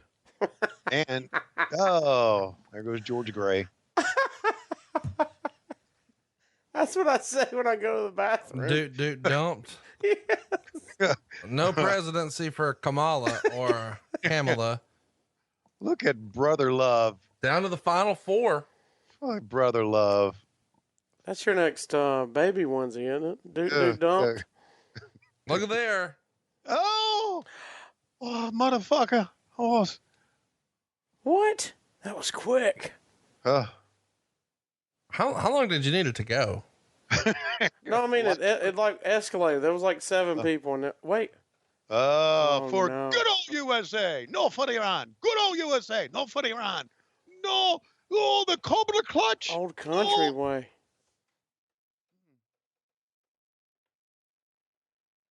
Teddy Long. Peanut Head. Peanut Head. How do you know he was a ref? That's enough. That's enough, motherfucker. Holla, holla. Oh, he's going down. Homie, don't play that, and you know what I mean. Hmm. But USA stands tall and proud. Isn't it amazing? Think about this. April 1st, 2001. You're at Canyon's house, sucking down some sausage. Okay, no. I'm just thinking that we're still in a very what? You like that, did you? No, I was trying to be serious here, and I shouldn't. So Ivan Koloff tying one arm behind his back, and I think that's all you need whenever you're watching a Whitney Wright video, just one arm. You're probably right. You know, the thing about this is that this match is that Paul Jones in his day was a great competitor. He really was. He was a big star for Florida Championship Wrestling and for Crockett Promotions and for Georgia. He really, of course, he recently passed away, but he really was a great wrestler. He was, one time the Florida heavyweight champion, and they did this angle where he took the Florida heavyweight belt and he threw it in the bay at St. Petersburg Bay because he didn't like the people in Florida. Off the bridge there. He and Ricky Steamboat were world tag team champions. He was the U.S. champion. He was the world television champion, was Paul Jones. Never was that good on a promo. But, man, he was pretty good in the ring.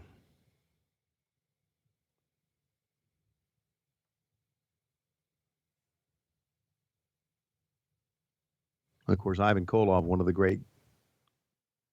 greats of all time. Did you ever see the Ivan Koloff, Pedro Morales match? No. Where Pedro won the world title? I saw that. I think I saw it on YouTube years ago, and I'm sure that I'm not so sure if it's on there anymore.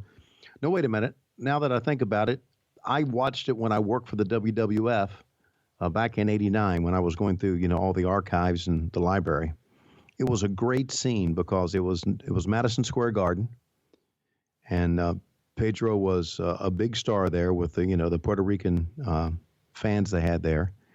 And when he pinned Ivan Koloff, the police jumped up and they all stood on the apron of the ring facing out to the crowd while Pedro celebrated with his, I guess he had like seconds or manager or whatever. And to me, it had an impact on me because it was a great scene. It made it seem like it made the world title seem bigger than life because all those police and the celebration going on in the ring. I don't think I've ever seen anything like that since. But this is the most subdued, quiet Tony Schiavone ever. In addition to your penis coladas, did you also have some weed gummies? No, I didn't. Okay. But I was in Alabama recently, and you can't buy CBD gummies in Georgia, but you can buy them in Alabama. Yes, you can. As you probably know. But unfortunately, I was at Auburn, which is not really in Alabama, nor is not really in Georgia. It's like kind of right there on the line to where no one wants to be.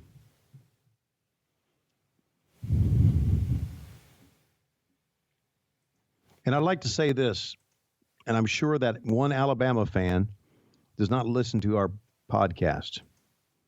But if he does, I'm going to dare him to come up to our press box and say what he said again to us. Who? What? Okay, so here's what happened. I get there on Friday to set up the broadcast at Jordan-Hare Stadium. And they move our press box from a very good vantage point around the 40-yard line. They move it to the end zone. Brand new press box, very nice. Got to say, very spacious. But the vantage point to be able to call a game is almost impossible. So I send a picture to Scott Howard, our play-by-play guy. I click a picture of the vantage point. Scott takes it, and he puts it on Twitter. And, of course, Scott says how terrible the vantage point is. So that lays the groundwork for this story. Game day, Scott's down front doing the pregame show. Eric Zier's his color guy. Down front at our broadcast is Eric Zier, Neil Hondo Williamson, Scott Howard, and my son Chris. They're the four down front, and I'm staying in the back. And this guy walks up, and I'm hearing this guy as Scott's trying to do a segment. And he said, Scott Howard, if you don't want to do it, then we don't want you here in Auburn. And I go fucking nuts. I take my headset off. I throw it down. I go run it down because I'm going to kick this guy's ass. I'm not, but I'm really pissed off now. And Chris Schiavone pushes me back. He says, stay away from this guy. So he pushes me back. I don't get to go down the front row, put the headset back on. The guy walks down. The guy turns around and looks back up towards us, and I pop him the bird. Just keep popping the bird as he's looking at us. Keep both birds up in the air. Like, fuck you, you piece of shit. Come back here again. So what I wanted to say was, fuck that guy, and fuck that school, and fuck that stadium, and fuck that damn press box, and fuck them all. We beat you motherfuckers again. Fuck you. Roll Tide on that. Fuckers. I like when you I'm sure we've got a lot of Auburn fans who like our podcast and are pissed off at me right now, but you Fuck just 'em. need to see the way we've been treated there. So fuck them. Well, a great friend of the show, Cole Kublik. He's an Auburn grad. Yeah, fuck him. Well, thank you. Cassio Kid, he's a huge Auburn fan. Yeah, well, he's a fucking idiot anyway. I've never been so pissed off. It's very easy to stand outside of a press box. There's a ledge, and run your fucking mouth. Of course, now that we won the game, we barely won the game. We held on at the end. And when the final gun sound or the buzzer went off and it was 0, I'm looking down because I know where that motherfucker's sitting because I'm watching him the whole game to see if he's going to start any more shit, which he didn't. So I looked down to where he was. He had already gone. Great fan. He had already left. Fuck him.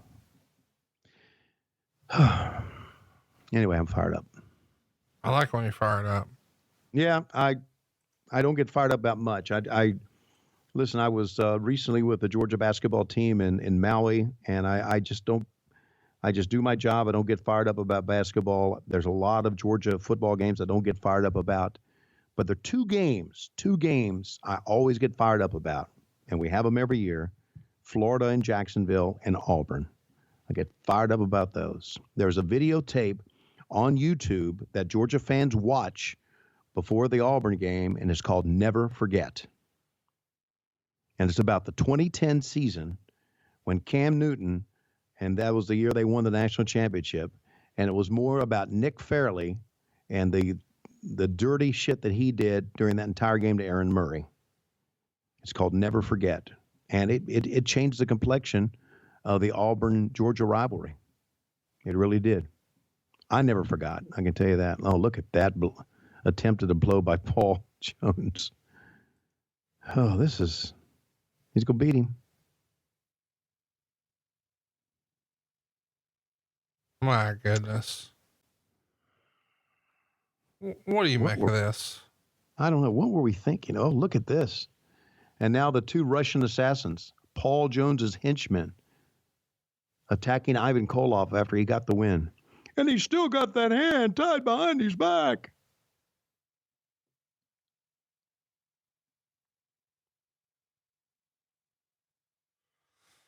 Oh man, this is a terrible show, and I feel bad for our listeners who I selected this for. I was looking for an anniversary show and thought, hey, Clash of the Champions, Chattanooga. Yeah. And by the way, there is an interesting spot here with JJ Dillon when he's taking on the Midnight Express. I don't know. I like the main event. It's topical because of the Dusty Rhodes thing. It's the next match, as crazy as this is, talk about weird booking. It's a singles match for the control of the 6-man tag team championship. Oh, which, by the way, one of those belts resides in my attic, as you may know. Whoa. You told me you gave it to some band fuck. I didn't say that. I said, did I say that? Who knows what you said? You also said you'd give it to me in 2017. We're damn near goddamn 2020. Okay. I can't wait to see a -3-star match. -3.5 star. Sandman coming to the ring, already drinking a beer right through the curtain. Yeah. Busted open from the beer can. Yeah. Stevie Richards, fresh off of his cup of coffee in WCW. Yeah. Oh man. Dun. Okay, so you were talking about these security guys. These are like some of the security guys that we had at StarCast, right? No, it's Atlas Security. It's the exact same. Okay. I hired these guys. So they're not gimmick security guys. They are shooting security guys that they hired at ECW. Yeah. Okay. The best in the business. Yeah. Which, by the way, recently, we had David Crockett at our show in Charlotte. And when I'm sitting there talking to David sitting between you and me, I immediately thought, you know what? We ought to have Doug Dellinger here. So maybe the next time we're in the Charlotte area, we can dig him out. Well, the trouble is he lives in Fort Myers.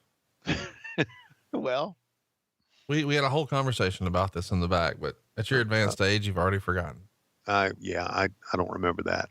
Mrs. Thompson said, "Where's Doug Dillinger these days?"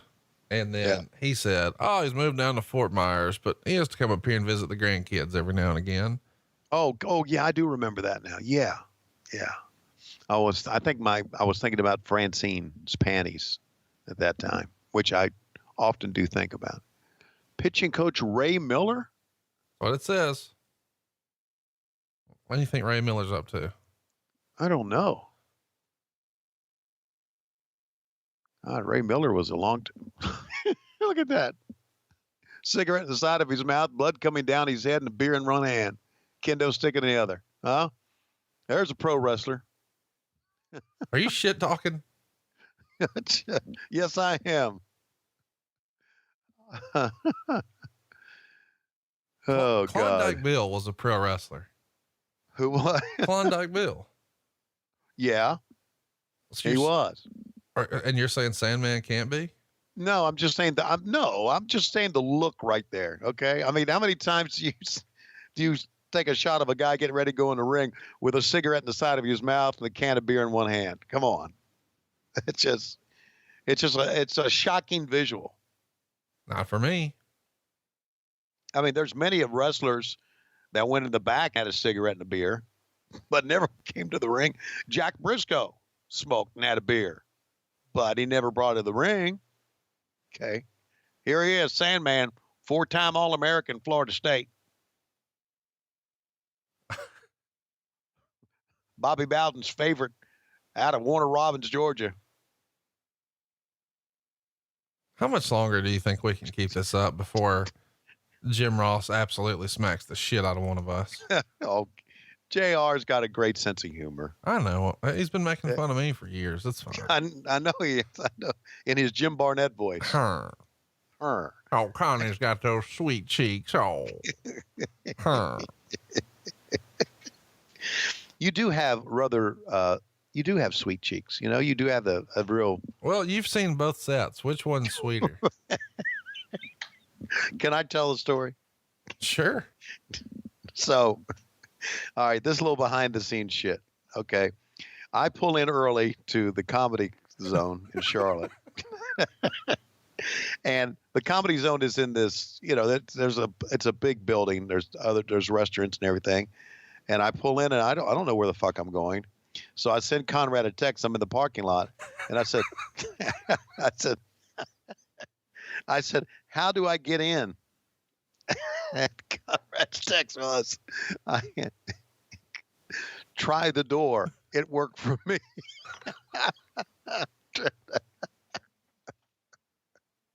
So I go to the green room and open the door, and apparently Megan is giving you the Iggy that I'm getting ready to walk through the door. And I walk through the door. And Conrad has his ass up in the air. I just happened to be walking through the door at the time you were changing clothes. And there you were standing on top of the couch or the table or whatever with your ass up in the air. So that's how my day started. I wasn't changing clothes. I just wanted you to see it. And I knew you wouldn't be ready for it. So I knew you were coming in and I said, hey, is Tony by himself? And she looked and she said, yeah. And so then there they go. Cause I didn't know, did somebody tag along? If you had one of the kids with you, I wasn't going to do it. If it was Chris, I would, but yeah, if it was Lori or something, I wasn't going to do it, but he's by himself. Here you go. Yeah. Two things here. In a small room like that, if you're going to show your ass, everybody's going to see it. Sure. Big ass, small room. Right. And number two, I would never bring my daughter with me. She's not allowed to come to our shows. Good. Because I don't want. Look at this. Oh, good God. He just threw the ladder at him. I know. And that ladder could have easily skipped off and hit a fan. How many, there had to be fans getting hurt in these shows. I mean, I don't know if it happened a lot, but I mean, they were right there at ringside. They did some crazy shit.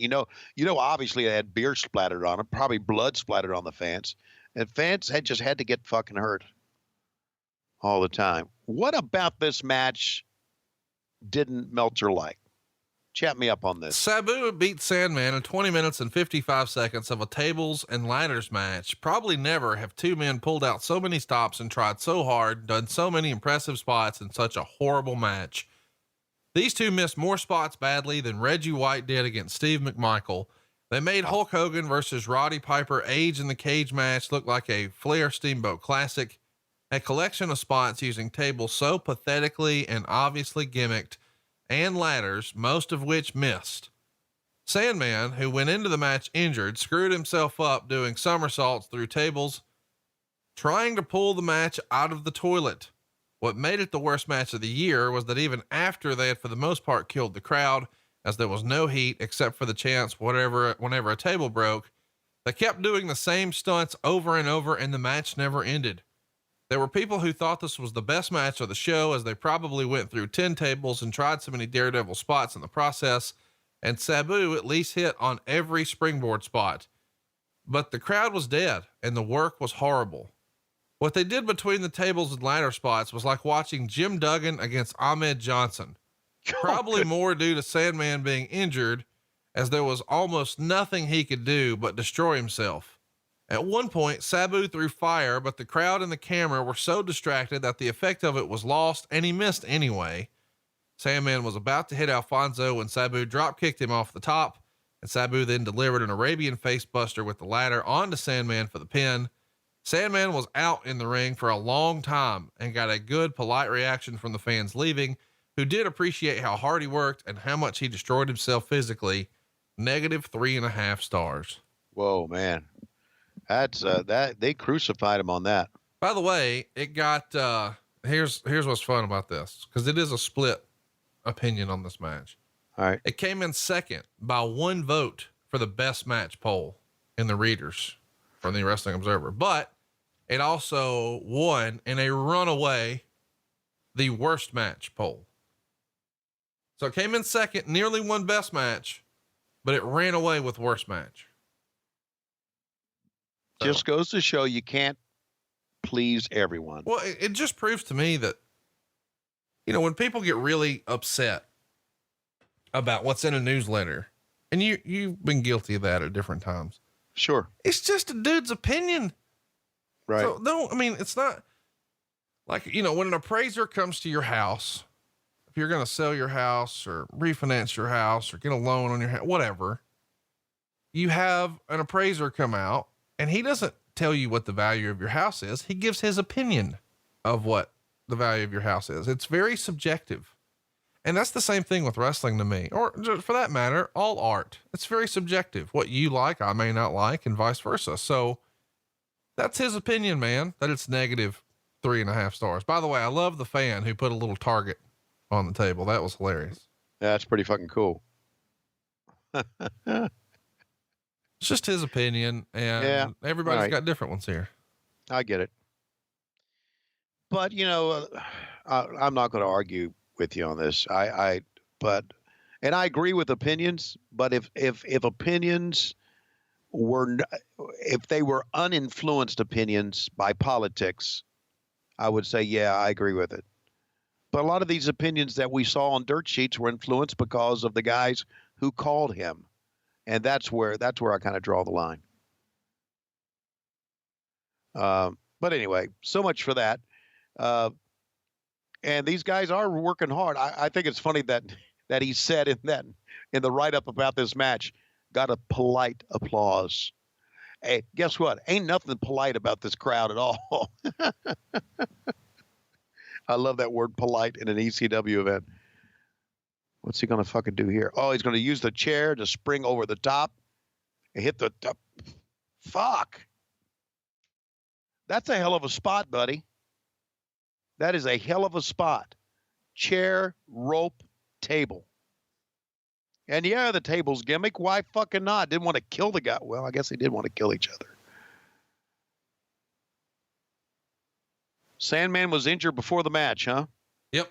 I mean, everybody is. It's ECW. Yeah, I mean, right. Tommy Dreamer wrestled in a fucking boot. Look at, he said, oh my God. Fuck. Jesus. Crazy shit, man. Without question. I'm going to get it over. I'm going to get correct. I'm going to get it over. Yeah. Without question, over.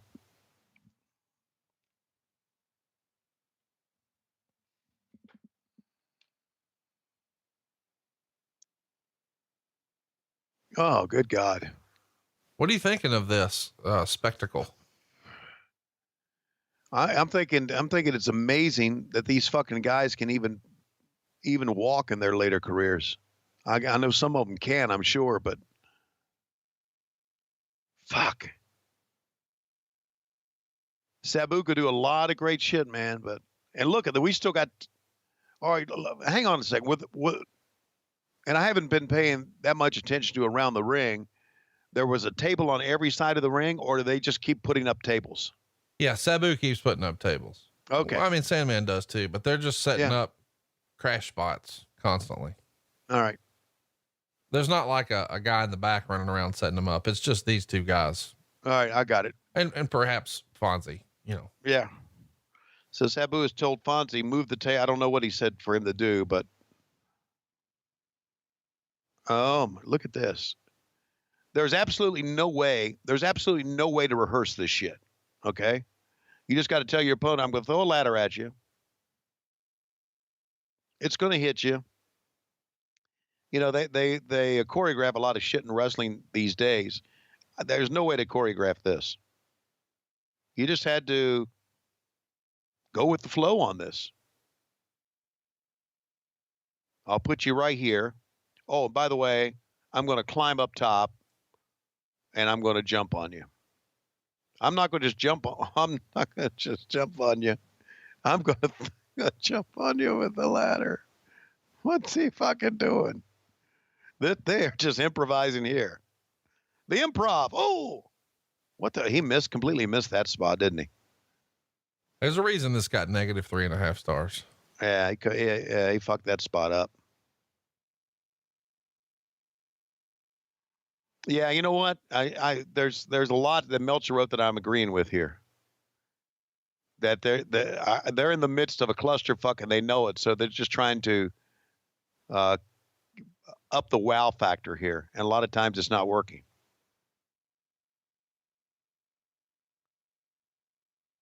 So he's going to go up top. I certainly hope he connects.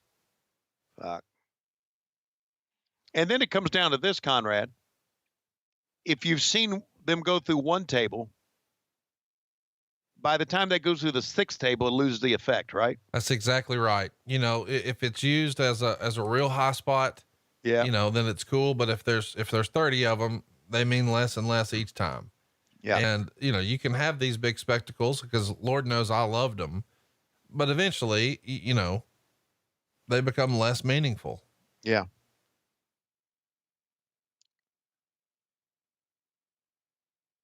Yeah, and see there you go. Spectacular move by Sandman, almost like a corkscrew plancha or whatever you want to call it, Mike, today. And the fans sitting on their hands because it meant nothing by this time. It's a case too much. I got it. But still, just the visual of all this stuff is crazy. You take one of these spots, just take one of these spots out and show somebody the video of like one of these spots, they're going to say, holy shit, that had to be a great match. But then you let them see the entire match, and all of a sudden you get high spot fatigue as a fan. And that's what they got here. Miss that. I feel like we need a high spot fatigue shirt. I agree. I like that. That's hilarious.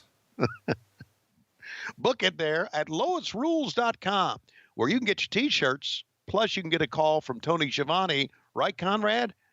Eventually. Without question. Yep, high spot fatigue is what we got. What was Sandman's injury? coming into this? Was it a leg injury or a back injury or a fucking neck? Had to have something to do with the spine. Life. His injury was life. Injured by life. Life gig me. I feel like you're on a roll today. Oh man, I just, how can you not be on a roll watching a ECW event? It just brings out the best and worst in you all in one. Oh, that sucks. It just,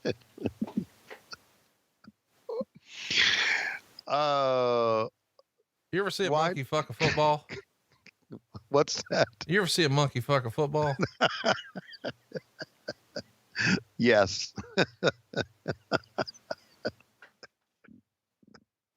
Monkey fucking a football gimmick.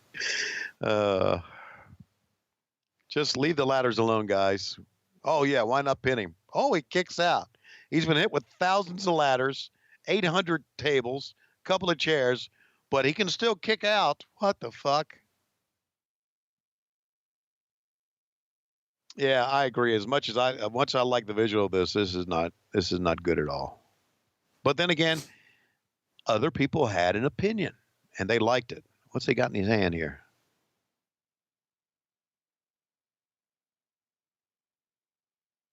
Is Sabu still performing? Is he still out there performing? Yeah, he's making appearances all the time. I'm talking about wrestling. Yeah. Okay. Yeah, he'll set up a table, hit you with a chair, whatever you want. Wow. Oh, he's got to be in his 50s now, one would think, right? 40s, late 40s, 50s, whatever. Well, what does that matter? You're still performing. Yeah, but you don't see me take a table shot. He'll be 54 next month. You'll find out when you get in your 50s. Slow down a little bit. You know, I was in my 50s when I shit on the floor here at the house. So it happens. I did. I look, you laugh, okay? You laugh. You're in your 30s. You're in your 30s, 40s, 20s. You raise your leg up, and you're gonna be the life of the party. You raise your leg up at the house during Thanksgiving dinner. You go, rrr. Everybody goes, Dad. But then when you get in your 50s, you raise your leg up, rrr, and all of a sudden you shit your pants. It happens. It's part of being old. I have no idea where this came from, but just, there you go. Talking about my shit. Well, you talked about, Sabu wrestling in his 50s, and then you just said, I shit in the floor in my 50s. I had hot spot fatigue, just shit right on the floor.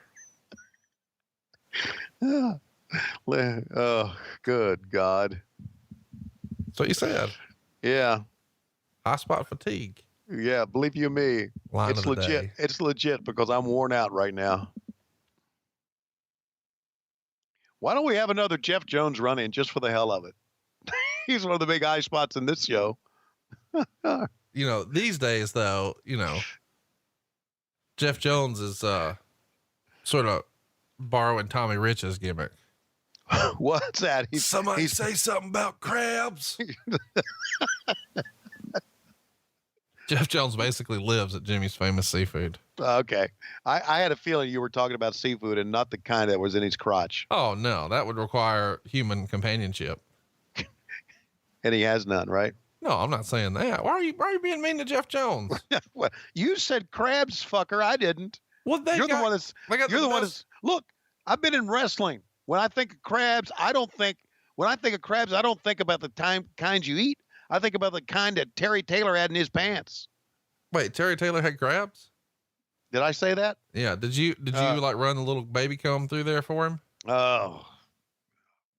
Meanwhile, the match still going on, and face first, Sabu going up top. Whoa. And that's a pretty good spot. But after you've been hit by a million tables, what the fuck does it matter? By the way, if you want to see what I really think about Terry Taylor, join us on Patreon and take a look at the latest edition of Slapdick Theater. And that will kind of explain all. That's patreon.com/ patreon.com/WHW Monday. By the way, there's a lot of people online who say that our show sucks now because you say the word Patreon, and the show was good, but when you started saying the word Patreon, it just, the show went to shit. It sucked. Your response? Yeah, fuck them. Oh, off the top. Really? Because I say Patreon? Yeah, that word makes the show suck. I've read that feedback a lot.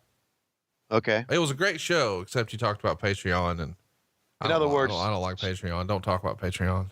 I got it. I understand. They're saying Schiavone is shilling. Well, guess what? I've been a shill my entire fucking life. Okay.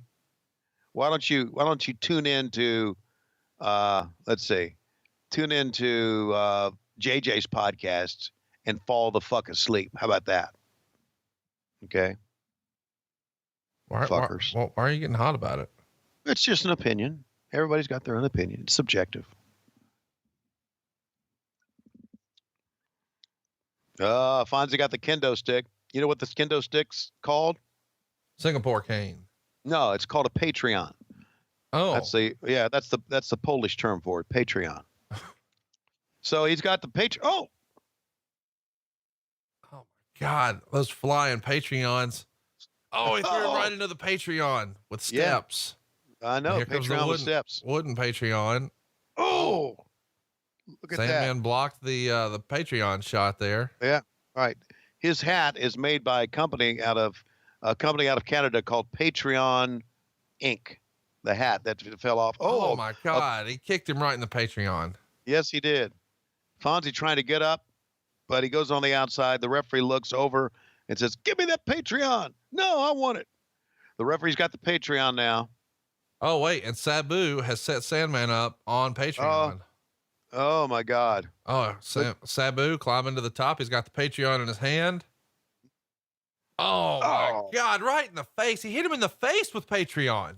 Oh, he did. And not only that, he hit him in the face with one of the Patreon trademarks. As you know, the Patreon trademark is orange, and the top of that Patreon ladder is orange. Oh my gosh. Oh my God.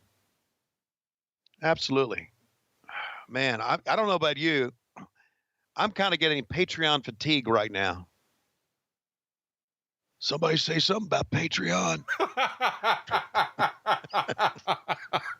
Roll the credits. We won't beat it. We won't beat it. Yeah, Tommy, we did. Thank you very much. Hey, Jim Barnett around? No, he's dead, Tommy. Okay. Sabu going to go up. He's got that Patreon ladder again. That's the smaller version. The bigger version is available at patreon.com/WHW Monday. Absolutely. And somebody's trying to call me. The Arabian Facebuster with the ladder. That's got to be it. Sandman's even had the asshole of his pants torn out. That's it. The crowd did not pop for the Arabian Facebuster, but there's the polite applause that Meltzer mentioned. It was a car crash. A lot of people have talked about this as being the worst match ever on ECW pay-per-view, but it was a car crash. Yeah. And of course it was just too much. Absolutely too much. Well, I got to say, with the exception of a couple of things leading to the main event here, with the exception of the way Beulah looked, I think our buddy Jeff Jones kind of stole the show a couple of times. Oh my gosh. Listen to you. Yeah, I do. Listen, I'm going to talk to, as soon as we finish here, I'm going to call Jeff and I'll say, Jeff, did you oversell those spots a little bit, you think? Fuck. We could call him and find out. And put him on with us? Nah, nobody wants him on. No, okay, because he probably asked for money. No, he's cool. I think, it would just start a whole new Matt Coon feud. Yeah, let's not do that. I kept Jeff in the divorce. Yeah. I want to say something. 1, 2, 3. Are you still with us? Are you gotta talk to the wife? You just yell to clean up the fucking dog hair and get back to your goddamn job here on Patreon. over the over the top. Look at this. It's a Patreon leg drop. Okay. Well, you know what, Conrad, as an old wise man once told me, I think about 20 minutes ago, it's an opinion. You can't please everyone. So if you're, look, see, there it is. That thing could have easily skipped right over the top and hit somebody. Here it is again.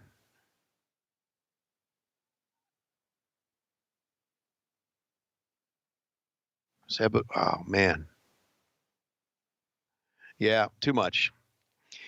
But come on, guys. Get through this replay. I want to see Francine. What the fuck are we doing?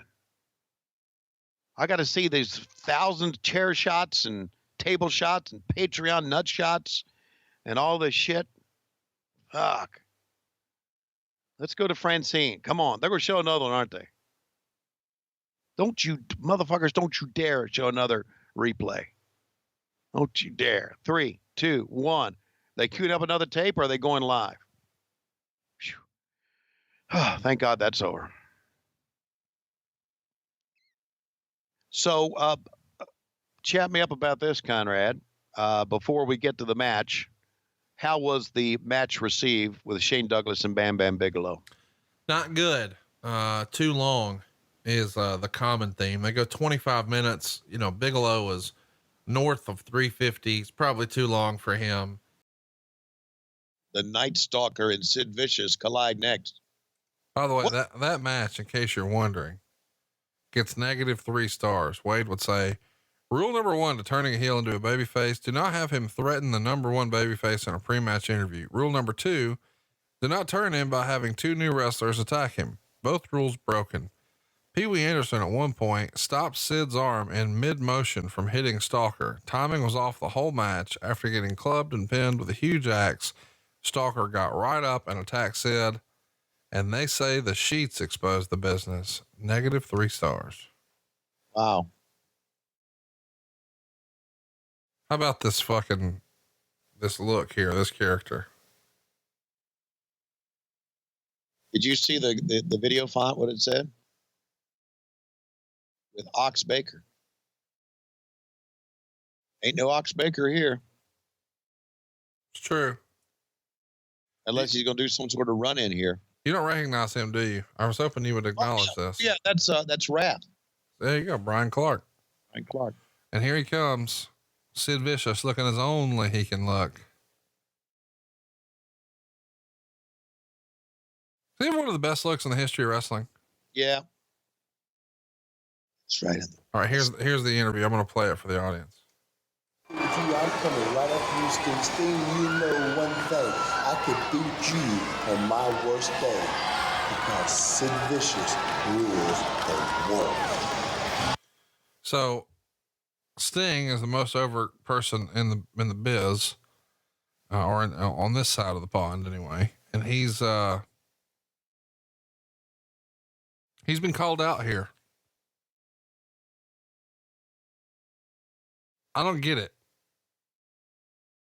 He's supposed to be a babyface now. Right. Why is he still saying I rule the world and I can beat you on my worst day? Yeah. Because we didn't know what the fuck we were doing. We didn't.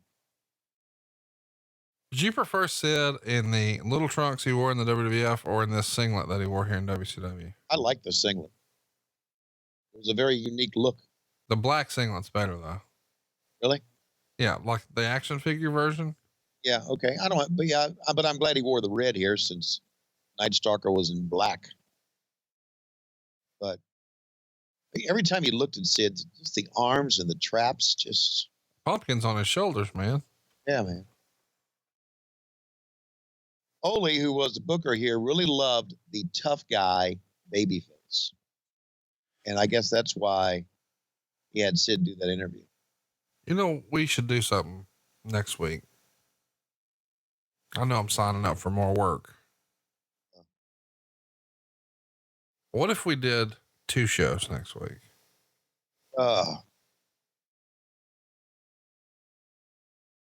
What if we did 2? What if we did Starrcade 84?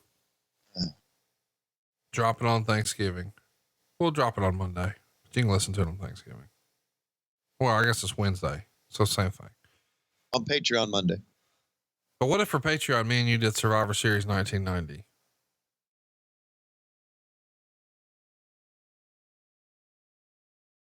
I don't have time for all that. I wish I did. It's the debut of the Gobbledygooker and the Undertaker. We can do it next Thanksgiving. Or we can do Survivor Series this Thanksgiving and not do Starrcade. Nah, we got too many JCP apologists here on the show. We got to do Starrcade. Okay, for you JCP apologists, do us a favor. Go to the network, hit play on Starrcade 84 right now, and then tell us what you thought about it. No, I was like, start it right now. Send us a tweet. Why are you doing that?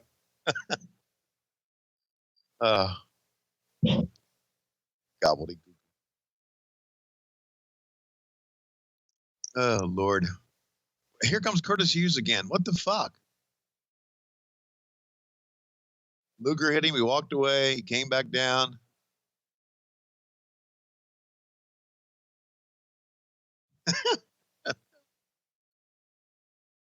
Just come down and take a big fucking bump.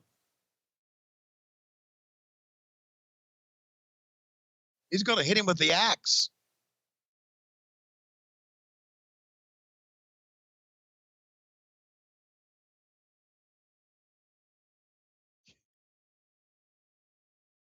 There's some shit here, isn't it? Yeah. Now he's just going to get right up. Yeah.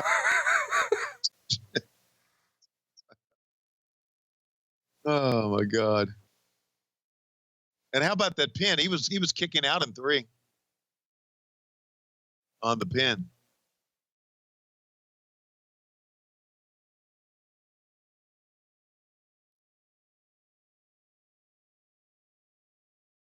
Wow, this is brutal.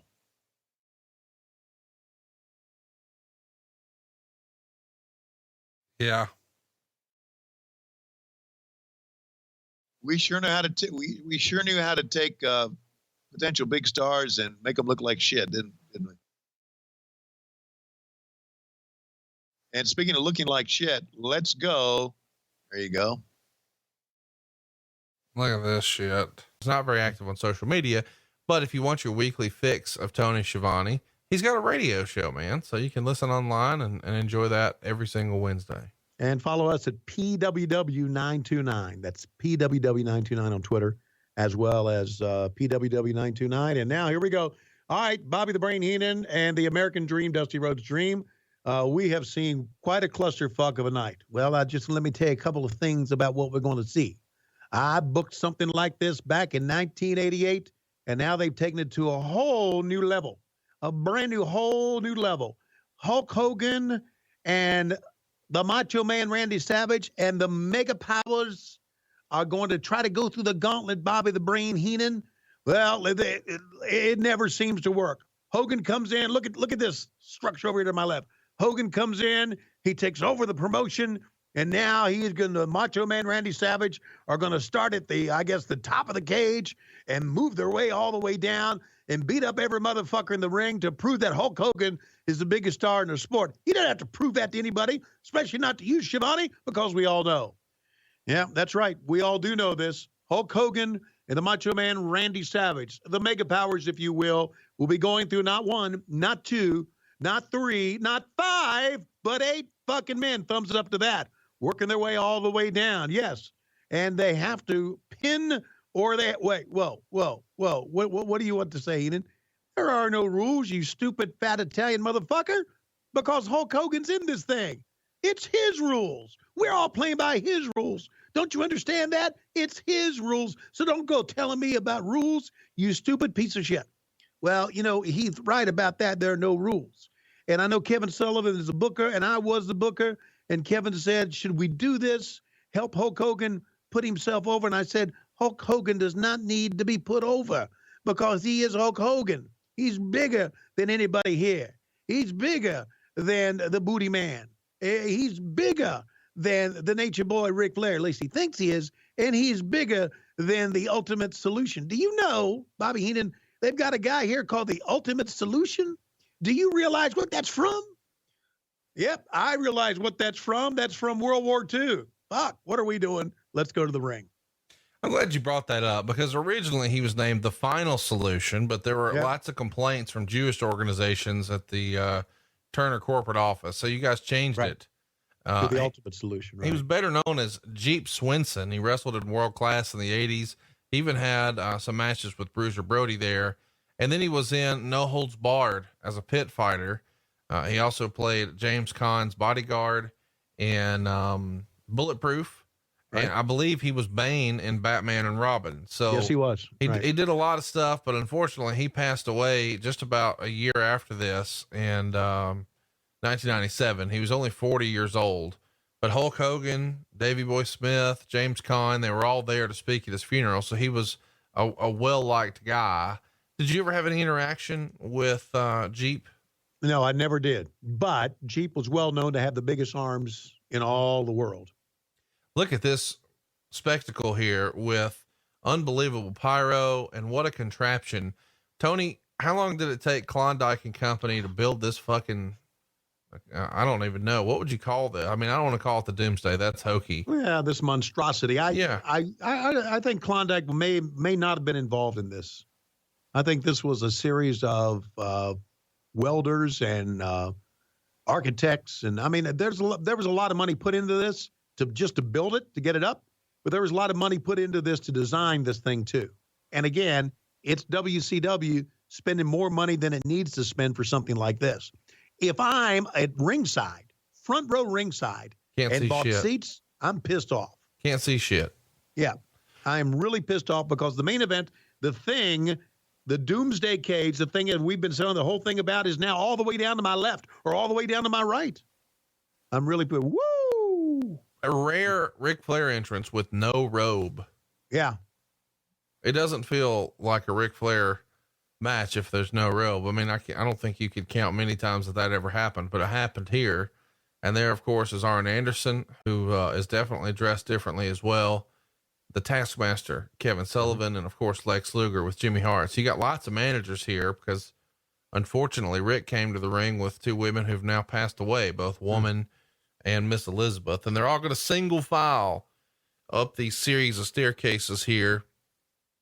It's an interesting contraption and concept, but I thought the same thing you just talked about. Like, how much fucking money did they spend on this thing? If you had to ballpark a guess between designing it, constructing it, the whole deal, what do you think the investment in this contraption was? It's north of 10 grand. Oh, it's well above that. Yeah. Yeah. Of course, you're into housing and building and things like that, better than I do. And this is 1996, but a lot of the money is put into the design of this. Well, and you've also got guys who get an order like this and they realize, oh, this is for Turner Home Entertainment. Oh, this is for a big television company. Right. Oh, this is a pay-per-view. Well, I'm going to fucking hit a lick. Yeah. You can see Arn here walking around like, what the fuck have I gotten myself into? Right. I'd much rather be in Pensacola giving spine busters, but instead I'm in fucking Tupelo in sweatpants on chainmail. Interesting thing here. And I noticed this when it happened. Kevin Sullivan, being the booker now, is talking to Arn and Rick about what to do, telling him exactly what they're going to do. Call little spots here. Let them know which way Hulk Hogan will come in. I thought that was very interesting that the booker was calling some shots in front of the camera here. Well, but if you're at home, he sort of positioned himself as the architect behind the end of Hulkamania. So it makes sense that he would be sort of calling the shots. I do chuckle at Arn Anderson here in his goddamn pajamas, thinking about, how silly this was. Oh, what a cage. Now, it's 8 men total. The Barbarian and Ming, the Taskmaster, Luger, Flair, and Arn, and then the Ultimate Solution and Z Gangsta or G Gangsta. Which one was it? It's Z Gangsta. Here he comes, Hulkamania running wild. bum, bum, bum, bum. And he's going to point up. I'm going to go up to the cage. Yo, pasta rules, baby. And now, again, the Macho Man Randy Savage, big deal. And again, here, I'm a ringside fan, and I'm going to get a chance to see Hulk Hogan up close. Nope, you're not. The guys who paid a lot less money are going to and get the high fives from the Macho Man Randy Savage. Wouldn't have been a bad idea. And I know we're doing this, so we do all this all the time. Wouldn't have been a bad idea for Hulk Hogan, the Macho Man Randy Savage, to go around the ring and give everybody high fives. Well, just wait, Tony, because the silly shit that is WCW is going to continue. Okay. Macho Man here in the colorful red and yellow, but wearing a black and white Macho Man shirt, sort of out of character for the Macho Man. But then again, all of it is, we didn't see Arn wear his fucking pajamas to the ring very often. We never saw Ric Flair, almost never, come to the ring without a robe. Unfortunately, of course, he has two women who accompanied him to the ring who've now made their way, or they came to the cage, and now they're back at the ring. They've since passed on, both Woman and Miss Elizabeth. Right. So the gimmick here is we got to work our way down. We've got Ming and Barbarian on the middle level. We've got Ric Flair and Arn Anderson on the top level, and Macho Man is starting off with Ric Flair. Arn Anderson, of course, about to hook it up with the biggest star in the history of the business, Hulk Hogan. Well, here they go. And remember, it's a gauntlet. They have to fight their way through all. In other words, what we've got here in front of us, Conrad Thompson, is the fact that we are going to show that Hulk Hogan and the Macho Man Randy Savage, the mega powers, if you will, are bigger than life, and they can beat anybody. They can beat any combination. When the odds are against them, when they're put into this monstrosity of a triple cage, the, what was it called again? Doomsday Cage. Thank you very much. The Doomsday Cage, they can still fight through all the odds. And the Nature Boy Ric Flair is paired off with the Macho Man Randy Savage, and he runs Flair's head into the cage. I don't think that surprised anybody. And now we go to the split screen. Oh, Jesus Christ. What a clusterfuck this is. You can't see much of shit. We've got the split screen that you hate so much. The fans can't really see anything either. Right. It's not television friendly. It's not well lit. I know they're trying to make it look gritty and whatever, but there's sort of an edict that we don't want blood, and we're doing a cage match. And originally the plan for this match, according to Dave Meltzer, was it was supposed to be Hulk Hogan versus 4 heels. He's been trying to work his way through the Dungeon of Doom, and this is supposed to be Hulk Hogan versus 4 men. But they decide, hey, this is our main event extravaganza against WrestleMania. So let's make it even bigger. Let's do this triple cage and let's bring in more guys. So according to the original plan, according to Dave Meltzer, it was supposed to be Chris Benoit versus Macho Man Randy Savage in a Falls Count Anywhere match. But Hulk Hogan decides, nope, brother, we need more bad guys, and I only need want it to be the Macho Man. Do you remember that being sort of the decision making and how they sort of audibled to this, that it was originally Savage and Benoit? Yeah, they audible to this because it's what Hulk Hogan, who had full control of his character, wanted to do. And look, it's pretty apparent. This Doomsday Cage, as they say, is, and we're taking a good shot look at it now, is unique in itself. It's an event in itself. If you just look at it, it looks incredible. But the fact is, it was meant to put Hulk Hogan over everybody. And really, if you think about it, I guess Hogan's partner was the Macho Man Randy Savage here, but it was also making Hogan look bigger than Savage. Does that make any sense? Oh, he's going to hook up on the Nature Boy Ric Flair, who's going to beg off. I feel like I should remind everybody that Brian Pillman was supposed to be a part of this match as well. And you guys actually mentioned that briefly in commentary, where you're saying something like you're not really sure where he is. And the next day on Nitro, Eric Bischoff would make up some sort of lame excuse like Pillman wasn't here because he refused to team up with Kevin Sullivan. But the reality is he had had throat surgery a couple of weeks prior at Vanderbilt University, and Gene Okerlund was on the hotline saying that Pillman didn't have the surgery and was making it up. And he said that he called the hospital and they had no record of Brian Pillman being there. And this resulted in a legal letter coming from Pillman's agent to Okerlund, that says that, hey, here's the official discharge paperwork. He was actually there, and he wants a retraction on Nitro, a correction to be made. And Okerlund, of course, missed that Nitro with the flu, but you guys knew that he wasn't going to be able to make it by Thursday, but you had already sort of filmed WCW Saturday Night on Wednesday. So there wasn't really a chance to tape anything different, but you could have maybe edited the last minute push for the pay-per-view, but it didn't wind up happening. We should remind everybody that this is all going on when Pillman is working an angle with WCW and doing some stuff with ECW. What was the thinking about Brian Pillman sort of not being a part of this, as maybe was once upon a time suggested that he be a big part of this match?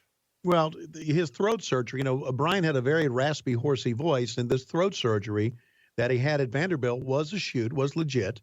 And that was just Gene Okerlund trying to put something on the hotline to make you want to call. It was, the hotline was working you to think it was a shoot a lot of times. And a lot of times they would throw in shoots. I was really surprised to hear that they wanted a retraction from that, because the hotline in itself was not as big as this. And the hotline was something that was to a much smaller audience. But we all knew that Pillman was hurt and couldn't work. And it was just one of those WCW clusterfucks. The rumor and innuendo is that Brian Pillman, when he did the whole "I respect you" Booker Man shit with Kevin Sullivan, and then shows up in ECW and is doing all sorts of craziness there, threatening to pee in the ring and what have you. Yeah. He's really making a spectacle of himself, and he's got a lot of internet buzz and a lot of dirt sheet buzz. Wade Killer reports that Hulk Hogan is the guy behind the scenes pushing to add Brian Pillman to the cage match, specifically because he was on Hogan's radar with all the attention he'd been getting lately, and he wants to leg drop and pin him. And Pillman hates this idea because he realizes, hey, if I say I've quit and I'm working with ECW and I'm a free agent and I can do what I want to do, then coming back and getting leg dropped on pay-per-view by Hulk Hogan does me no favors. And originally Hulk Hogan was supposed to beat up Brian Pillman and Zeus, who we're going to see as the Z Gangsta, and Swenson were supposed to save him, but Pillman just refused to cooperate with Hogan and pulled away from him when Hogan grabbed him. So there's lots of speculation as to, is he going to show up for the pay-per-view? Are we getting worked again? What's real? What's not real? If he can't make it, will they put One Man Gang or Shark or Warlord, or who will be in this last spot? What do you remember about Brian Pillman maybe being difficult to work with here, and the rumor that Hulk Hogan just wanted to squash him? Well, okay. Two things here about Brian Pillman. Brian was, I really thought that Brian Pillman took his craziness to a whole new level. And I thought it was all a work with him. All his, people really thought that Brian had snapped. There were people in the business that thought that Brian Pillman is fucking nuts now. And you can't do anything. You can't do business with him. And he's fucking nuts. And Hogan thought it was a work too. And Hogan thought that he could squash Brian Pillman, and Pillman just bucked up about it. But we all also knew that he was having throat surgery. So it's like, who do you believe here? Right? Does this make sense to you? I mean, it's kind of, none of this makes sense. We just saw Barbarian clothesline Haku when Macho Man ducked out of the way. Yeah. So we've got 2-on-1 with Macho Man versus the Faces of Fear. And the other side, we've got Lex Luger and Kevin Sullivan taking Hulk Hogan to task. So the mega powers, which they're openly referred to here as, have escaped the Four Horsemen, and they're on this middle level, and there is a lot of stuff going on here, man.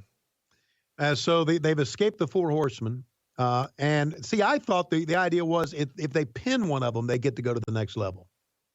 And see, that's where I was screwed up in calling this match. Well, nobody fucking knows what's going on. That's the idea.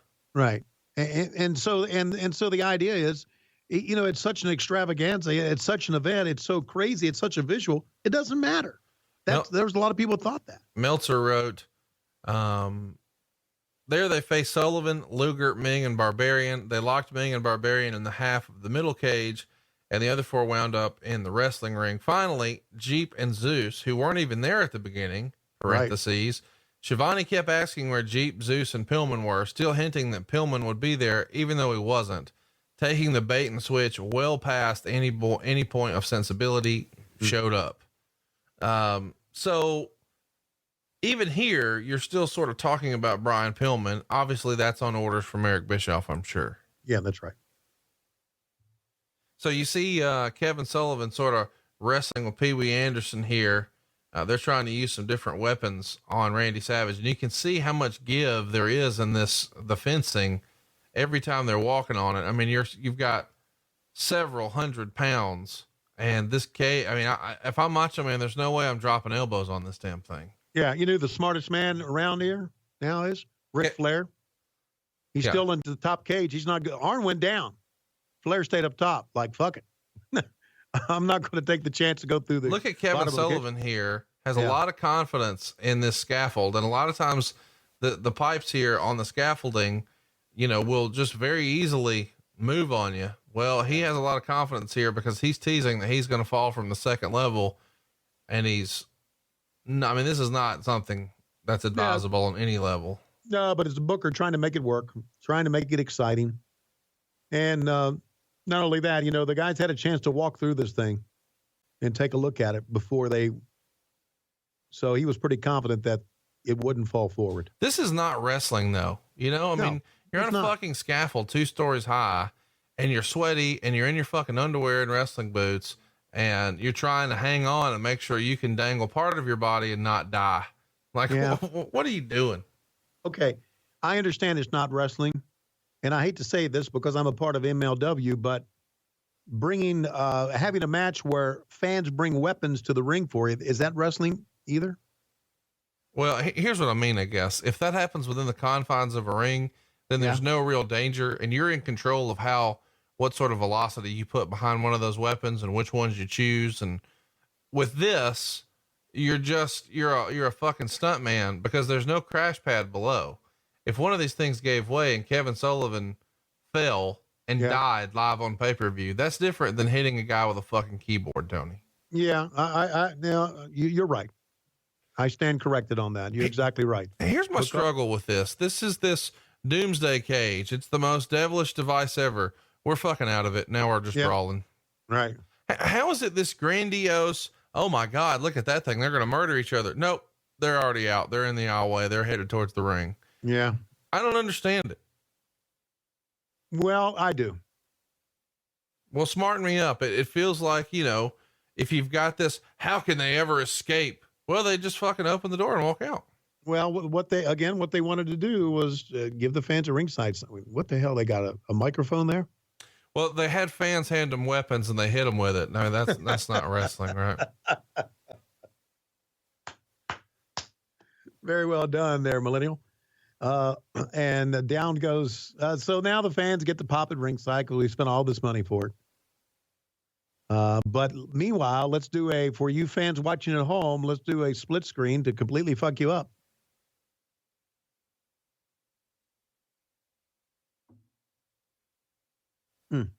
Feel free to talk here anytime. Yeah, I don't know what to say about this fucking thing. We haven't seen Jeep Swenson. We haven't seen the Ultimate Solution, if you will. We haven't seen Tiny Lister. Yeah, Zeus Tiny Lister, or Tony Tiny Lister, aka Zeus, you actually met during his first run with the WWF. And of course, a year prior to this, he had a lot of fame with the movie Friday, where he played Debo, which was a hilarious movie with Ice Cube and Chris Tucker. Did you ever see Friday, Tony? Never saw Friday. No. I've always liked Ice Cube. Always liked him. Thank God they're going back towards are they going to get back in the cage? Are they what? Well, there were very few fans can see him. Right. They're brawling on the floor here. And I'm not going to say it's bad action. I mean, they're doing their best to have a brawl, but it sort of defeats the purpose of going to the trouble and expense of building this whole cage if you're only going to use it for a handful of seconds and you're done. Yeah. You're right. And just look at stuff like this, and I wonder, like, by the minute, what that thing cost, and it was a one-off. And I realized that if Eric Bischoff were listening to this, he would say, that's fucking stupid. It's a television company, and look how much money they spend setting up a scene, or blowing up a car or whatever. I get it. We did a lot of that too. I have a question. What was there any critique of our announcing job for this? Yeah. Everything you did sucks. Everything you did sucks. Yeah. Okay. Cause I'm going to be honest with you. I don't know what to say here. I have no idea what to say. I mean, it's just all broken down. They're going to sell back towards the ring here, apparently, once again. And here's the thing. At the end of this, I remember the Macho Man and Hogan escape the cage and win, right? Well, they're out already. That's what I'm saying. So it's like, how do you explain, if the rules are you beat this guy, you go to this level, you beat this guy, you go to this level. Well, what do you do when they go to the ring? Like, who's deciding what a win is now? Like, if Hulk Hogan were to pin Lex Luger right now, there's no referee in the ring. Does he win? And Macho Man chasing down Randy Savage with planks from the bottom of the cage. I think he hit the female photographer. She no-sold the shit out of it. Yeah. Linda Rufio from St. Louis. And she's been in the business was in the business a long time by that time. I feel like we should also remind you that the other fellow who is going to be a part of this, there's a little bit of controversy around him. Of course, Zeus is coming back in because he's a friend of Hulk Hogan's, and Hogan sort of relied on what he knew. And so he knew that he had drawn money with John Tenta and Honky Tonk Man and Big Boss Man and Jim Duggan and Macho Man, but he also knew that he drew money with Zeus. So he has the idea, hey, let's bring him in. He's a guy who's recognizable. Of course, the WWF owned the name Zeus, so they have to come up with something else.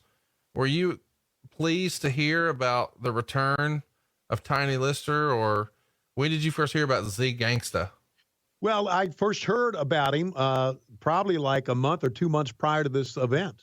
And personally, I was okay with it because, I called that match at the Meadowlands in SummerSlam of '89. And Tiny was a cool guy, man. He was a cool guy, and I liked working with him. And I always got the feeling that he wanted to do things. He wanted to do things that he thought were right. He didn't have an overinflated ego and not do this and not do that. And I always thought that was cool about him. So I thought it was pretty cool that Tiny was coming back in. There's a famous interview that our friend Peter Rosenberg did with Tiny Lister. And obviously Tiny's a big deal in the hip hop community because of the movie Friday. Right. And he asked him about wrestling, and he talked about the first run, of course, but then he talked about coming back to WCW. And he said something like, if Hulk Hogan wants to pay me $50,000 to hit me in the head with a frying pan, then hit me in the head with a fucking frying pan. Yeah, that's him, man. The other guy who you're going to see here shortly is Jeep Swenson, who wrestled in World Class Championship Wrestling in the 80s. I think he had some matches with Bruiser Brody there. He was even in the No Holds Barred movie as a pit fighter, and he played one of James Caan's bodyguard in Bulletproof. But maybe most famously, he was Bane in Batman. But he passed away a year and change after this in August of '97 from heart failure. He was only 40. But he made an impression, man, because Hulk Hogan, James Caan, Davey Boy, they were all at his funeral. So Jeep was, I guess, known as to be a good guy in the business. What can you tell us about Jeep? I never really hear people talk about him. I didn't know Jeep at all. But from what I heard, he was a good guy. Now, he did play the first Bane in the Batman and Robin movie, I do believe. He did not play Bane in the latest incarnation of Bane. Oh, he didn't come back from the dead? Didn't come from the back from the dead. Okay, because I just said he died in '97. So if you weren't sure, fans, we did not. There he is, right there. Woo! Take a look at him, and he's all painted up. Biggest arms in the business.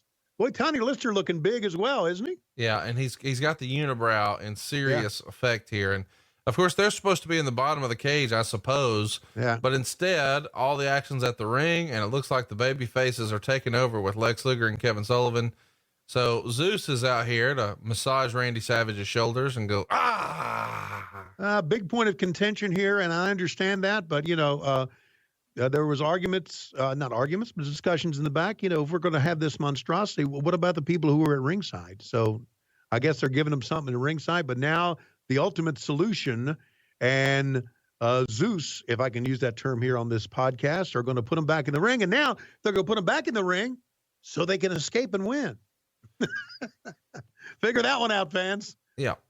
First one out wins, but now we're going to go back in because everybody's already out. Now, speaking of out, people were out on the original name for the Ultimate Solution. Originally, he was called the Final Solution. And apparently a bunch of complaints came in from Jewish organizations to Turner's corporate office, and they changed it to the Final Solution. Smarten everybody up, because not everybody listening was born in 1981, as you like to point out. Well, the Final Solution was Hitler's way of exterminating the Jews in World War II. I mean, doesn't that seem like that would be something people would have fucking thought about before they named it that? Yeah, I know. And Kevin Sullivan talked. It was Kevin Sullivan's idea to come up with the Final Solution. And then Eric got with him and said, from the top, you can't do that. So again, Kevin, like Dusty, very old school. You can do all kinds of shit back in the old days in the territories. And that's the thing. It's not like if it's Kevin Sullivan, it's someone who just didn't think of that. Kevin Sullivan's a very smart man. He knew all about it. He knew all about it and knew he was going for heat.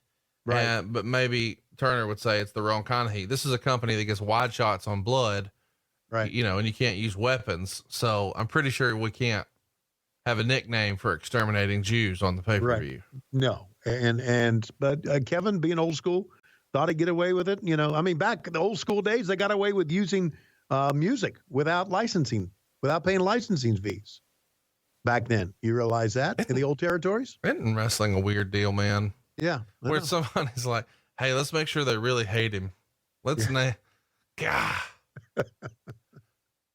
Cause here's the deal. I got to tell you, like, being from Alabama, I didn't put that together, but I was a fucking knucklehead kid. I didn't know any of the history of that. And I certainly didn't know a Jewish person at the time in Alabama. So that it wouldn't have even been on my radar, but a guy like Kevin Sullivan, he fucking knew.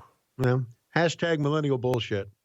And now the double team here from the back, Hogan and Zeus are going to go eye to eye. Right now, I don't think the fans really give a shit. Do you? No, I don't think anybody can really tell what's going on either. No, because it gets down to what it gets down to is Zeus and Jeep Swenson against Hogan and the Macho Man Randy Savage. We got them back in the ring. Now they're going to try to escape. Kind of had that look, buddy, man, a badass look. And here's the thing too, like if you were a wrestling fan, and that's what they were obviously trying to do is cater to the people who maybe grew up on Hulk Hogan. Right. I mean, Zeus was a big deal. And I know that, we can certainly beat up that he wasn't a great wrestler and maybe it wasn't the best angle and blah, blah, blah, but it was a big deal. So to have him in here, I think makes sense. On some respect, you think it might be an attraction or whatever, but man, the execution of this is just fucking awful. Is it not? Yeah. Look, it's one of those things that someone had a great idea. And then after they had the great idea and they started selling it, you got to all of a sudden say, well, we got to execute it. And then they look at this thing and says, yeah, we got to execute it. And then they think, well, we got to give the fans at ringside something. So it just ended up being one of the biggest clusterfucks ever. And why not Arn Anderson getting involved as well? And why not Ric Flair getting involved as well? Well, and that's what I was going to say is, at least in the WWF, when they knew that they had Zeus, like they know, hey, he can't fucking do anything. So let's get Macho Man in there to do all the real work.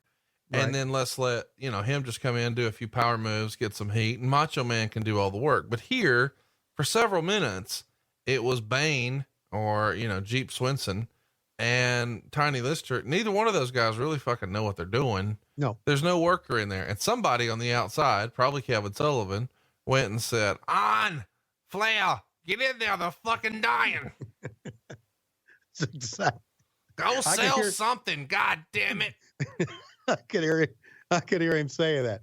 You're seeing the difference in the WWF booking, Pat Patterson getting involved, Vince McMahon getting involved, and Hulk Hogan booking a match. That's what you're seeing. Well, because Hulk Hogan wasn't thinking about matches, right? Hulk Hogan's thinking about names and what would look cool as a name.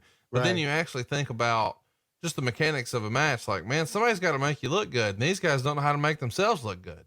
Right. So you got to get an Arn Anderson or a Ric Flair in there and a Macho Man. But if you've got 7 Hulk Hogans, it's not going to work. And here's the powder. And you see one powder packet has exploded. Nobody fucking knows why or how. Yeah. Macho Man is actively working to open something up. We had way too tight of a shot. Here comes the fucking Booty Man. And the Booty Man has decided, here's what you need to kill these monsters. Frying pans. Oh, there's the powder. Got him down. Hit him in the head. Oh, hit him in the head. Go ahead. Hit him in the head. Come on. Ow. Here's a guy who paralyzed my brother, Randy Zeus. I gotta overpower him. You know what I need? Fucking frying pan. Hey, here's a guy who wants to kill all the Jews. I got an idea. I can take him down. Give me a fucking frying pan. This is what WCW is, man. It's the Doomsday Cage. And instead of there being, kendo sticks and barbed wire and thumbtacks and other nonsense. Nope. What are your weapons, pal? Well, got some powder, got us a frying pan. What are you going to do with it? Gonna bake a fucking cake. It's very apparent that, thanks to the advent of the NWO, we strung this thing along a little bit, didn't we? Because without that, we were going to die long before 97. Okay. Luger's putting on a glove here. I don't know if this is to hide something he did with Elizabeth or what. Let's see. Yeah. Well, if the glove don't fit, you can't convict. What the fuck was that? Did you see that? Did he do that on purpose? Dude, you have to see what we just saw. If you're not watching Watch Along, you have to watch Along for this. I just can't believe what we just saw. And now all of a sudden Hulk Hogan and Macho Man decide, hey, let's run out. But Macho Man says, oh no, I forgot to pin him. And there you go. There's the 1, 2, 3, and Hulk Hogan, the Macho Man, win this thing. Now we're going to shut the cage, and now we're going to go. What did we just watch? Oh. The big finish. I mean, they couldn't even get that right. You've got Ric Flair restraining the Macho Man, Lex Luger winding up with what we're led to believe is a loaded glove, and he's going to rear back and punch the Macho Man. But he pulls short when the Macho Man ducks, and then he just reloads and punches Flair. And they both try to jump out of the ring, the baby faces, to escape, to win, which I guess they won an hour ago. But we're supposed to not remember that. And then Hogan says, oh, brother, go pin him. So Flair has to lay there, let Macho Man slide back in and pin him. I don't know why we had to have Flair lose either. I don't know why Ultimate Solution couldn't lose or Z Gangsta. It's more Ric Flair, Hulk Hogan bullshit, is it not? Yes, it is. And it's also Ric Flair being a pro. I'm down with it because in the end, wins and losses don't matter. Look at how silly that shit was. But I'm just saying, you got all these guys who aren't going to be back ever again. Fucking beat one of them. I agree. Absolutely agree. And now the Three Stooges, Larry, Badass Tony, and Mo, have to make some sense out of it. But now we're going to talk about Nitro tomorrow night, obviously, and point towards that. Well, and what's interesting is Ric Flair's your world champion. And so the Giant, when he won the match earlier, earned a world title match against Ric Flair tomorrow night on Nitro. So you just had your champion get pinned in the main event. And now we're immediately trying to say, oh, what's going to happen tomorrow night in the world title match? We didn't keep Flair strong for the match at all. It's just silly shit, man. Yeah, but it was a foreign object. It was a foreign object that hit him. Oh, the dreaded coal miner's glove. Process this. This is the deadliest cage ever. It's the Doomsday Cage. Inside, powder, frying pans, gloves. Are we going to make the most brutal match in history? Or are we going to be uncensored baking? Yeah, well, guess what? It was doomsday for WCW had they continued on this road. Here's my favorite part of the whole thing too is Dusty Rhodes here, who's got on a tuxedo jacket and fucking blue jeans. Like, I can't believe I got dressed up for this shit. And thank God I didn't book this shit. Thank God they relieved me of being a booker.